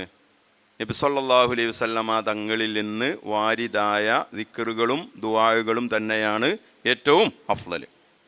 അത് എല്ലാ കർമ്മശാസ്ത്ര ഗ്രന്ഥങ്ങളിലും ഏതായിട്ടുണ്ട്, പറഞ്ഞിട്ടുണ്ട്. എന്നാൽ അഫ്ളൽ അല്ലാത്തത് കൊണ്ടുവരാൻ പറ്റൂലേ? അത് പറ്റും. അഫ്ളൽ അല്ലാത്തതും ഏതാകാം, കൊണ്ടുവരാം. പക്ഷേ അതുകൊണ്ട് ബിദ്അത്താകുമോ? ബിദ്അത്തൊന്നും ആവില്ല, അഫ്ളൽ അല്ലാത്തത് കൊണ്ടുവരുന്നത് കൊണ്ട്. അതേ സമയത്ത് അഫ്ളൽ തന്നെയാണ്, വാരിദായത് കൊണ്ടുവരലാണ്. ഉദാഹരണമായിട്ട് സ്വലാത്ത് ചൊല്ലുകയാണെങ്കിൽ ഇബ്രാഹിമിയ സ്വലാത്താണ് നബി സല്ലല്ലാഹു അലൈഹി വസല്ലമ തങ്ങളിൽ നിന്ന് വാരിദായത്, അത് മാത്രമേ ചൊല്ലാവൂ എന്ന് ഒരു വാദം വഹാബികളോട് കൊണ്ടുവന്നിരുന്നു. അതേ സമയത്ത് ഇവരെന്നെ അതല്ലാത്ത സ്വലാത്ത് ചൊല്ലുകയും ചെയ്യും. നബി സല്ലല്ലാഹു അലൈഹി വസല്ലം ഇടക്കിടക്ക് പറയല്ലോ. ഈ സല്ലല്ലാഹു അലൈഹി വസല്ലം എന്നുള്ള സ്വലാത്ത് നബി പറഞ്ഞിട്ടില്ല. പറഞ്ഞ മനസ്സിലായെങ്കിൽ നമ്മളിപ്പോൾ എന്താ പറയുക? നബി സല്ലല്ലാഹു അലൈഹി വസല്ലം എന്നല്ലേ ഇപ്പം നമ്മൾ സാധാരണ ചെല്ലുന്ന സ്വലാത്ത് സല്ലല്ലാഹു അലൈഹി വസല്ലം എന്നല്ലേ. സല്ലല്ലാഹു അലൈഹി വസല്ലം എന്ന ഒരു സ്വലാത്ത് നബി സല്ലല്ലാഹു അലൈഹി വസല്ലം തങ്ങളിൽ നിന്ന് ഒരു സ്ഥലത്തും ഏതായിട്ടില്ല, വാരിദായിട്ടില്ല. ഈ വാരിദായത് വന്നതേ പറയാവൂ. അത് നബി സല്ലല്ലാഹു അലൈഹി വസല്ലമയിൽ നിന്ന് വന്നത് എന്ന് അറിയുമ്പോൾ തന്നെ സല്ലല്ലാഹു അലൈഹി വസല്ലം എന്ന് വരാത്തതാണ് ഓല് ചെല്ലുന്നത്. അതുകൊണ്ട് അവരാ പറഞ്ഞത് അതുകൊണ്ട് തന്നെ ഏതായിട്ടുണ്ട്, പൊളിഞ്ഞിട്ടുണ്ട്. ഇനി അവിടെ വേറൊന്ന് നമ്മൾ ചിന്തിക്കേണ്ടതുണ്ട്. ഇബ്രാഹിമിയ സ്വലാത്തിൽ ഏതില്ല? സലാമില്ല. ഖുർആനിൽ അല്ലാഹു തആല പറഞ്ഞ് സല്ലു അലൈഹി വസല്ലിമു തസ്ലീമ എന്നാണ്. അതുകൊണ്ട് സലാത്തില്ലാതെ സലാമും സലാമില്ലാതെ സ്വലാത്തും ഒറ്റയ്ക്ക് ചൊല്ലൽ കറാഹത്താണ് എന്നാണ് മഹാനായ ഇമാം നവവി റഹ്മത്തുള്ളാഹി അലൈഹിയെ പോലുള്ള പണ്ഡിതന്മാരൊക്കെ പറഞ്ഞിട്ടുള്ളത്. പക്ഷേ ഈ ഇബ്രാഹിമിയ സ്വലാത്ത് നമ്മൾ നിസ്കാരത്തിലാണല്ലോ ഇപ്പോൾ ചൊല്ലുന്നത്. നിസ്കാരത്തിൽ അസ്സലാമു അലൈക്ക അയ്യുഹൻ നബിയു എന്ന സ്വലാത്ത് നിസ്കാരത്തിൻ്റെ ഉള്ളിൽ തന്നെ ഉള്ളത് കൊണ്ട് അവിടെ ആ കറാഹത്ത് വരൂല. കാരണം ഏത് വിഷയമാണെങ്കിൽ ഈ സ്വലാത്തിൻ്റെ കൂടെ സലാമു വേണ്ടത് എപ്പോഴാണ്? ഒരു സദസ്സിൽ മതിയോ അതല്ല ഒരു കർമ്മത്തിൽ മതിയോ എന്നൊക്കെ പണ്ഡിതന്മാർക്കിടയിൽ ഏതുണ്ട്, ഖിലാഫുണ്ട്. അപ്പോൾ നിസ്കാരമാകുമ്പോൾ നിസ്കാരത്തിനിടയിൽ എവിടെയെങ്കിലും സ്വലാത്തും സലാമും വന്നാലും ഏതൊഴിവാകും? കറാഹത്ത് ഒഴിവാകും. അതുകൊണ്ട് നിസ്കാരത്തിൽ ഇബ്രാഹിമിയ സ്വലാത്ത് ചൊല്ലുമ്പോൾ സലാമില്ല എന്നതിൻ്റെ പേരിൽ കറാഹത്ത് വരൂല. എന്തുകൊണ്ട്? അസ്സലാമു അലൈക്ക അയ്യുഹൻ നബിയു എന്ന സലാം അവിടെ വന്നതുകൊണ്ട്.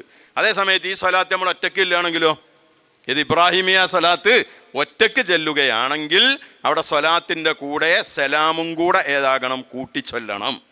ഇത് കർമ്മശാസ്ത്ര പണ്ഡിതന്മാർ തന്നെ പറഞ്ഞിട്ടുണ്ട്. എവിടെ? മയ്യത്ത് നിസ്കാരത്തിൻ്റെ അവിടെ.